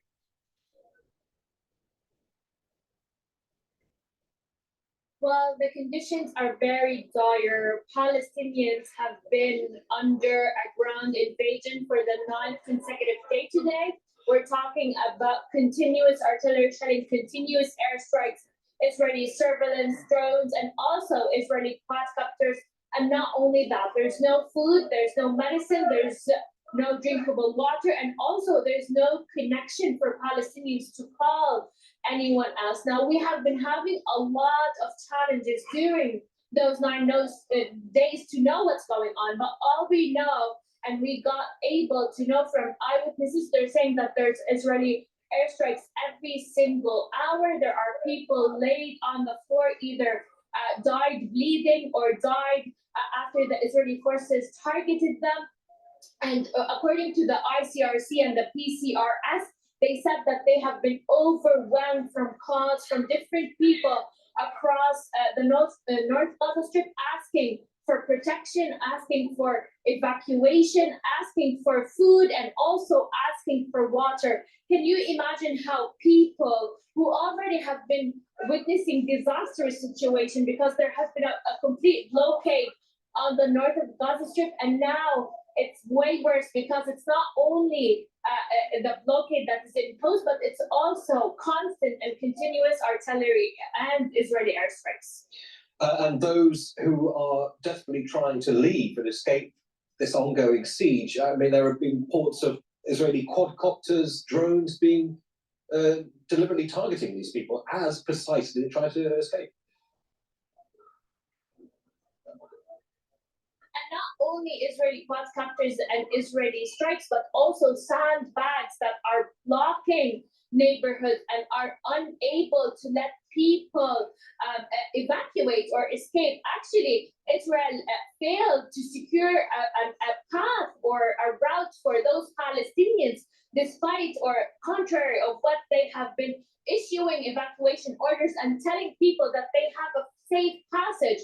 But what is on the ground that Palestinians are unable to evacuate, they either get killed or they get shot or there's no way out. And also, not only that, how would some people go with their children, with their elder people and evacuate under constant fire? So even if a family wants to go or wants to escape, they won't really have the opportunity to. And most of the Palestinian families in the north are saying that even if they evacuate, there's no guarantee that they will stay alive. And we're talking about several 100,000 people who are being forced out of that particular area at the moment, Hint. And many thanks for that, including in DrPaulCottrell in central Gaza. Still ahead on Al Jazeera, we report from the US state of Arizona, where undecided voters could help sway the presidential election. So let's go to Fox. I am Sivan Tosulu at 8. This is dealing with Obama and the Harris campaign. So let's talk politics now, because the campaign hasn't stopped. If it's they're not talking about the hurricane, they're talking about the economy, what it's going to take to win. There's one thing that's pretty clear.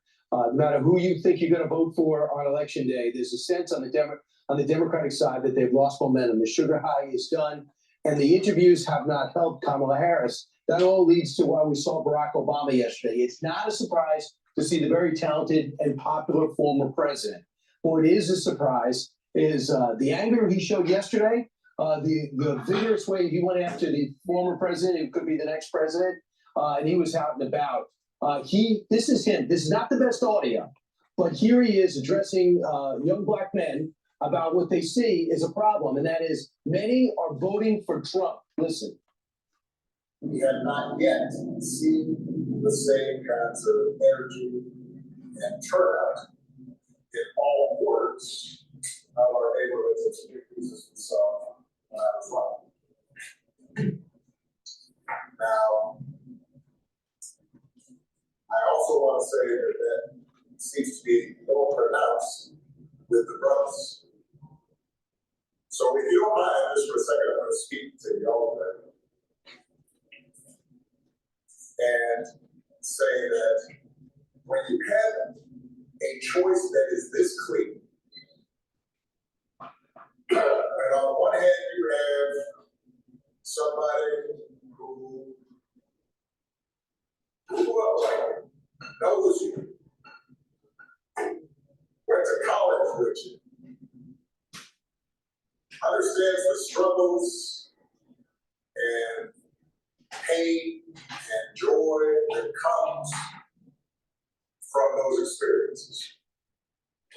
So he's directing his interest. In fact, he's kind of lecturing them. Look, you've got to vote for Kamala Harris. And in fact, it's during his big rally in Pittsburgh yesterday, he essentially said that she is the inheritor of the political movement that he started in 2008. But that's part of the problem. It's a lecture to black men. It's not just a lecture to the black male or the black voter.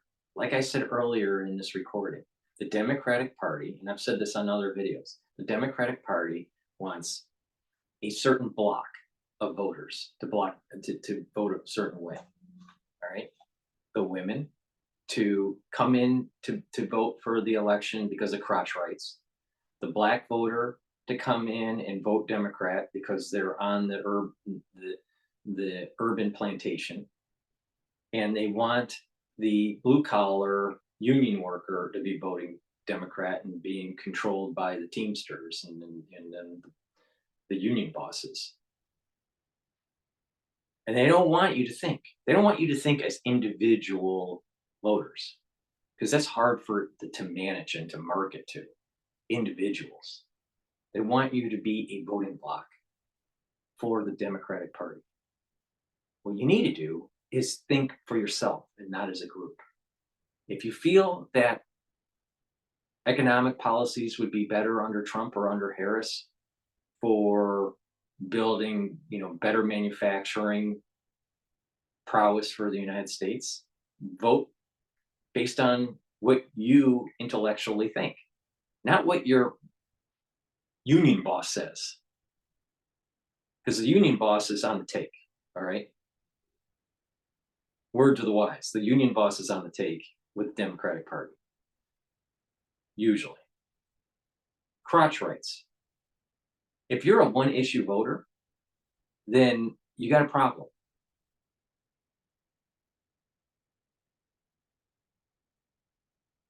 And with this whole urban plantation thing, blacks, you need to stop voting in Democrats that are destroying your cities.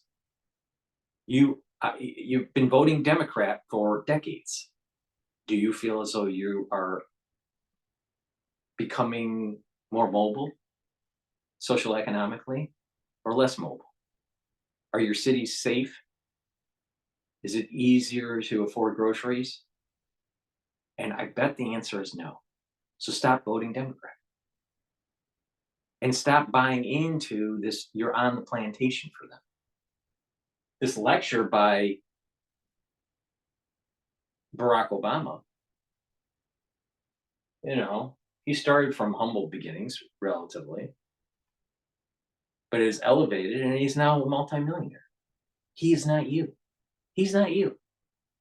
But he's lecturing you on how to vote. And guess what? He'll benefit, not you.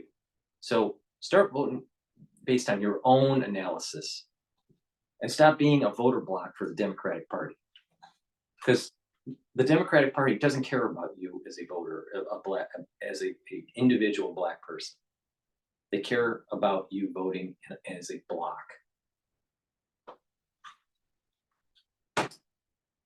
Because they can control you when you do that. Big Pharma hates when you do this, but they can't do a damn thing about it. These shoes help relieve back pain and knee pain, making you feel like you're walking on. It's not about our economic circumstance. It's not about how we view the border and people taking the jobs that would traditionally go. I have a construction worker that I spoke to in a barbershop. We're going to play the series very soon in Detroit. And he said, I don't want to admit this, but when Donald Trump shut down the border, the wages were raised in my construction industry. He said this on camera. And he goes, on that issue alone, I had to give him a look. And so what former President Barack Obama is speaking to emotion. He's not speaking to the grievances of black men, which is why there is such a divide. And I'm sorry, he has a lot of swagger. He speaks candid. If you're black and you're female or male, have a list. What are your needs? What are your needs? Your personal needs. And how you really think the government can help you. Not pie in the sky, but realistically. And what you can do to help your situation also forward. You write that down and you look at the different candidates. Most likely you're going to pick Trump and not Harris. Start thinking for yourself and not as a voter bloc. Because they want you to stay on the urban plantation. The Democratic Party wants you to stay on the urban plantation and just vote based on what the party wants you to vote for. The same thing with women. They just want you to come for the election to make sure that you vote for your crotch rights every year. They don't want to solve the problem. They want it to be a continuous problem. Because the moment it's solved, they don't have power over you and your emotions. To the brothers, but that's not enough to get a lot of them to support Kamala Harris. And he says that Kamala Harris hasn't had the same kind of energy as we saw when I was running. He said that when I was running, which I agree with. We all saw that. We lived through it. But then he says, everyone has a choice that's so clean. It's not. You said it's not. It's not so clean. What is it that you think black men like about Donald Trump? Well, they want to take care of their families. And so It's about money. if even the people that don't necessarily like Trump's personality, everyone always says, well, I had more money in my pocket, right? The grocery store prices were low. I may not like the bombast when it comes to the border, but you know what? It's getting out of control. And those issues alone are enough to swing election. I'm not going to lie to you and say, hey, 80% of black men are going to vote for Donald Trump. But if 30 to 35% of black men switch their affiliation to the Republican Party, it's game over. And Hispanic men, it's a flat-footed tie. Hispanic community, it's within 8-9 points. And keep in mind, Bill Clinton won Hispanics between 20 and 30. Mitt Romney, who actually lived in Mexico for a while, lost it by, it only had 9% of the Hispanic vote. So it's certain things have certainly changed. Sometimes when you look at this, don't you wonder why it's even close? If you see the white working class vote is gone heavily too. He's got more union votes than any Republican ever had. I guess what he does not have is suburban white women, if we would continue to break it up by race and gender. He doesn't have that yet. But I thought Eddie Griffin said something interesting, and this story's on FoxNews.com. He's relatively an X-rated black comedian. He's very funny. Watch your language here. I know, please. It says, the black community, he goes, he offered a humorous argument that Trump has certain credentials the black community likes. He's got 3 baby mamas, 43 felony cases and counting. He's selling high-top tennis shoes like Michael Jordan, and he got shot like Tupac. He goes, I'm voting for him. he goes, I'm going to try. He goes, I wouldn't be surprised if we dropped an album next. I mean, I don't think the coach, I think he's clearly making a joke. He's having fun. I don't think the community cares much about that. But I do think when they continue, the Democrats have to be very careful. And if you notice, there was a huge surge of saying felon, felon, felon, felon.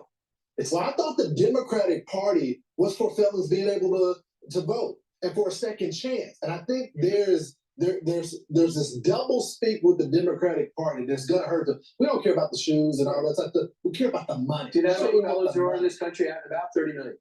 And when they came out and they had a spokesperson, they said, can you stop with the felony talk? Yeah.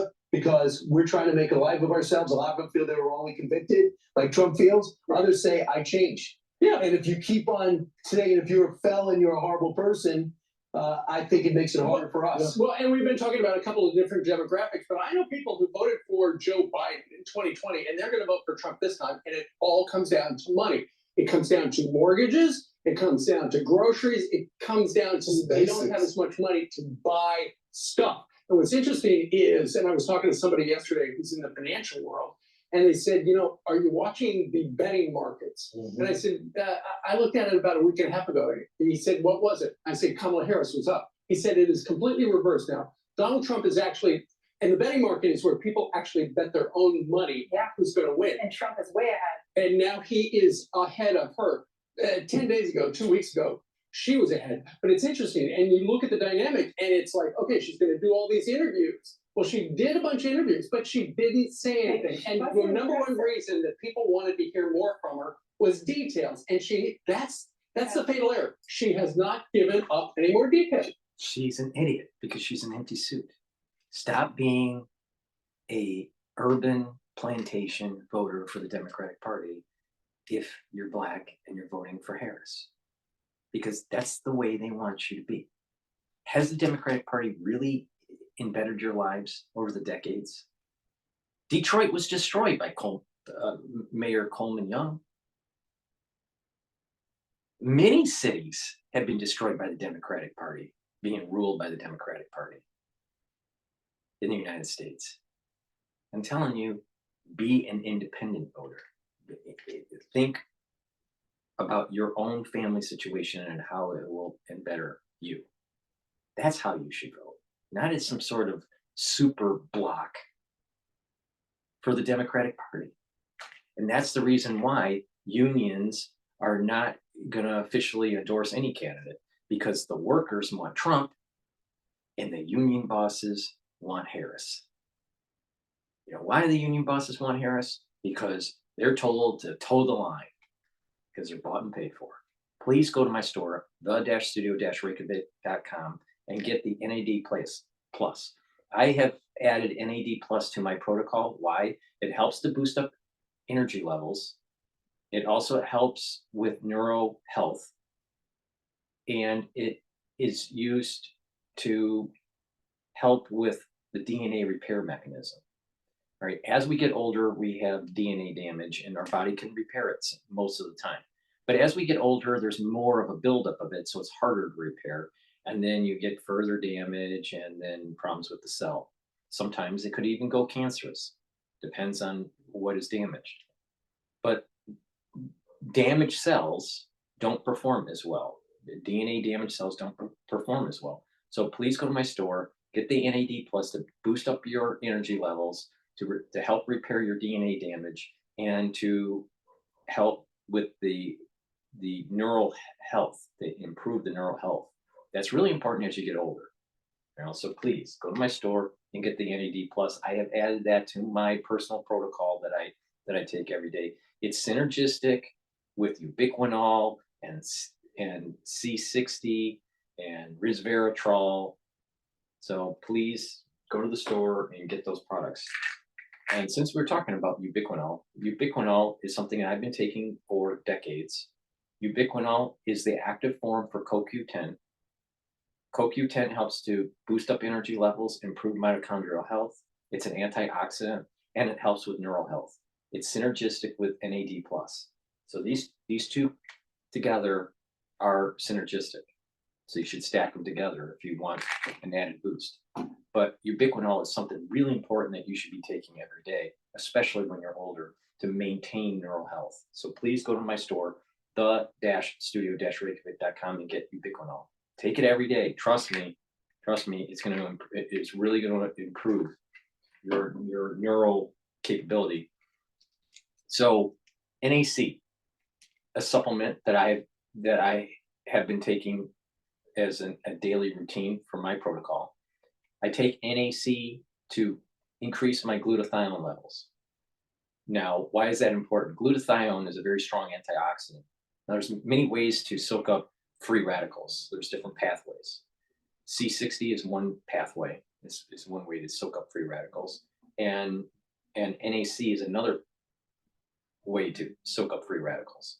So you want to boost up your glutathione levels by taking NAC. Take this every day, all right? And it'll soak up those free radicals. It's synergistic with C60. The more free radicals that you soak up, the better off you're going to be, all right? In addition, it helps to detoxify your liver and your kidney, and it helps to reduce anxiety. So it puts you a little bit more into a parasympathetic mode. That's important because when you're in a sympathetic mode, your cortisol levels are higher and your inflammation's higher, and it weakens your immune system. By going and bringing down anxiety levels, you're more in a parasympathetic mode where your cortisol levels are lower and your body is in a more rest mode and it can heal. So please go to my store and take the NAC. This is a supplement that many anti-aging gurus have been using for quite a while, and I decided to add it to my protocol. So please go to my store and get the NAC.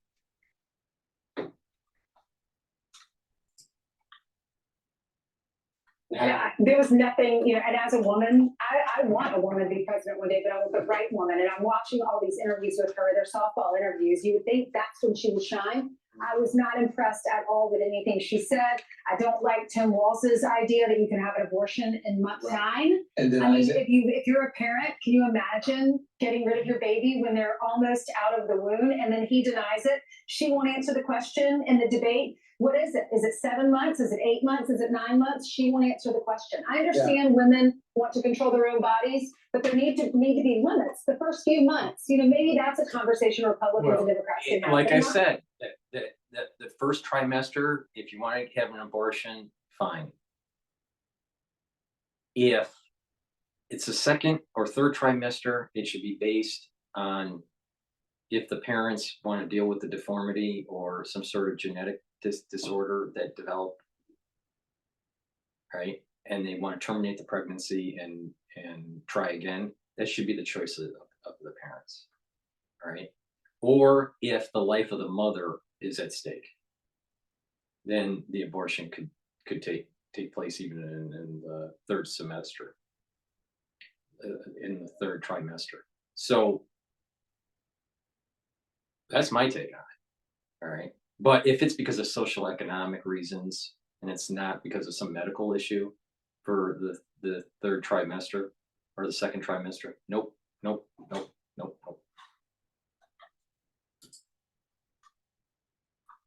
I just want more detail. Here's the Wall Street Journal. They say the likeness of being Kamala Harris. Even in the interviews, Harris has had a hard time saying anything beyond packaged platitudes. This may explain why the VP political momentum seems to have stalled.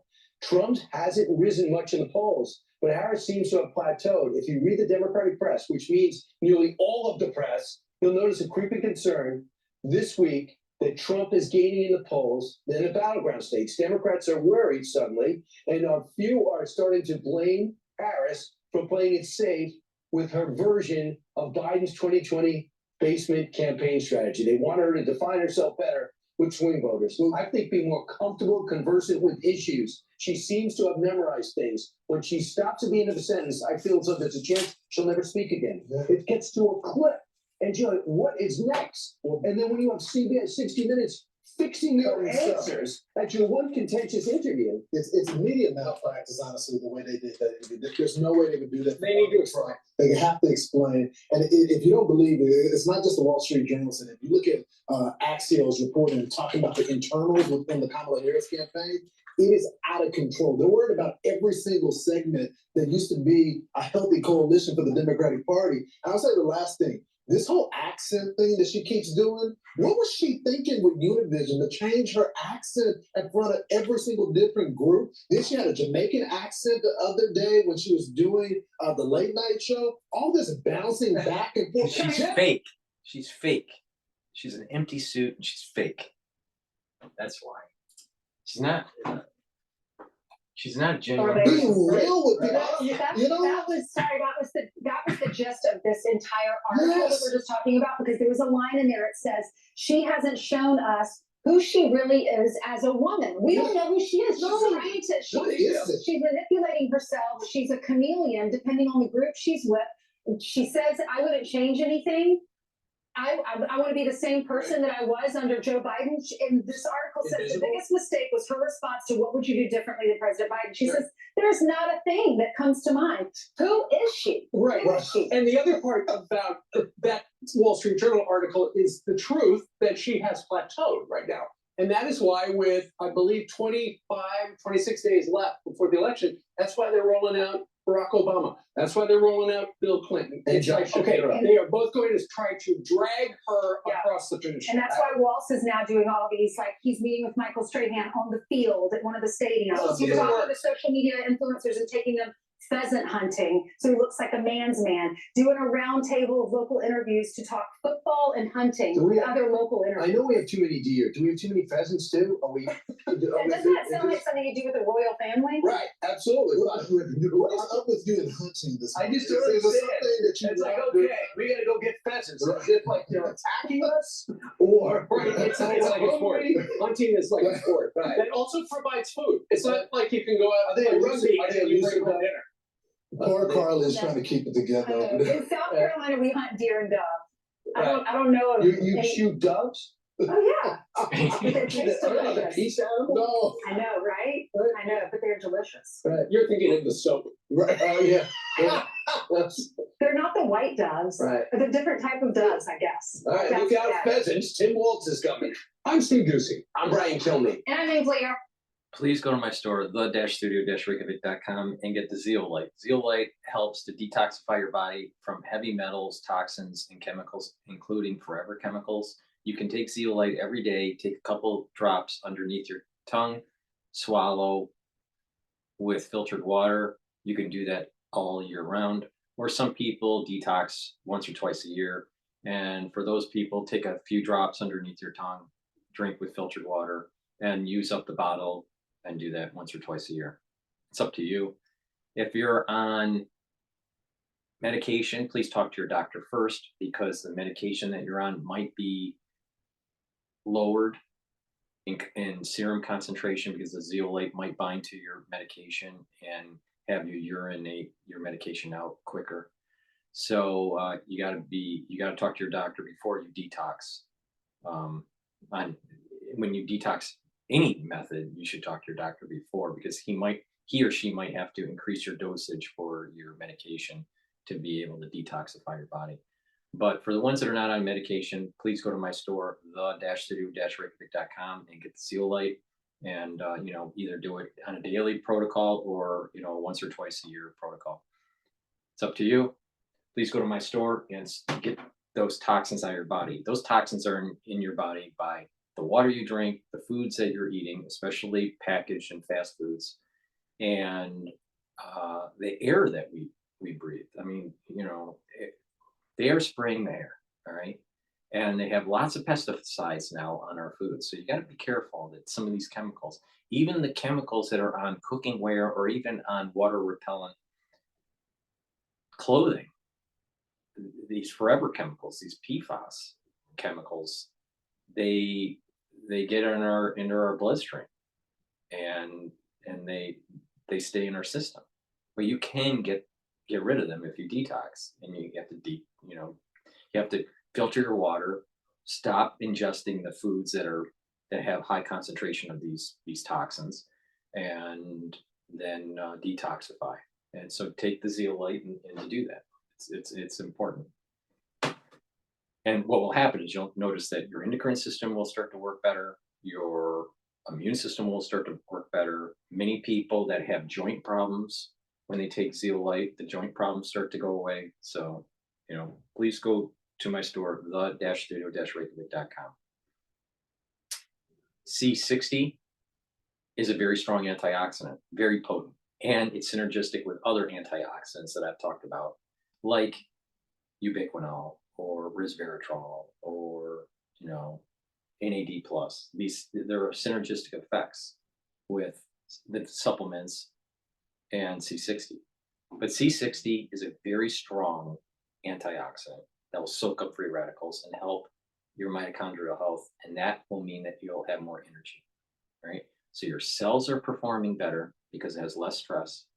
You're slowing down the aging process. You have more energy, and through that, you're having a better endocrine system and a better immune system. Please go to my store, the-studio-reykjavik.com.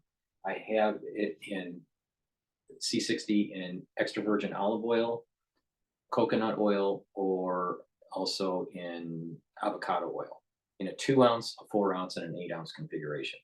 Please go to the store and take C60 every day. Take a teaspoon of it a day. I use C60 every day.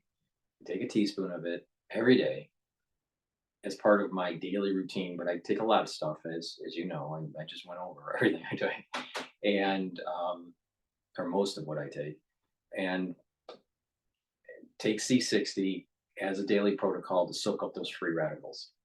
My protocol is based on 3 main pillars: the idea of neutralize pathogens and boost up your immune system, bring down inflammation, and then improve your cardiovascular system and your immune system, and soak up free radicals.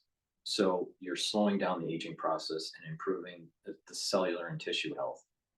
By doing that, you get a compound effect on a daily basis where you're actually improving your systems, your endocrine system, your immune system. You're slowing down the aging process and you have more energy. So please go to my store, the-studio-reykjavik.com. That's the end of my transmission.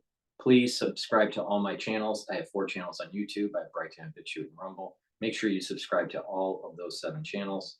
Also follow me on X and on GETTR. You can follow, I have 2 feeds on X, so make sure you follow me on both feeds. Thank you for listening. Please share the links. Please donate on my website, the-studio-reykjavik.com, to help support my work. Or better yet, go to my store and purchase the products that will help to boost up your health. Thank you for listening and have a nice day. And by the way, don't vote for Harris.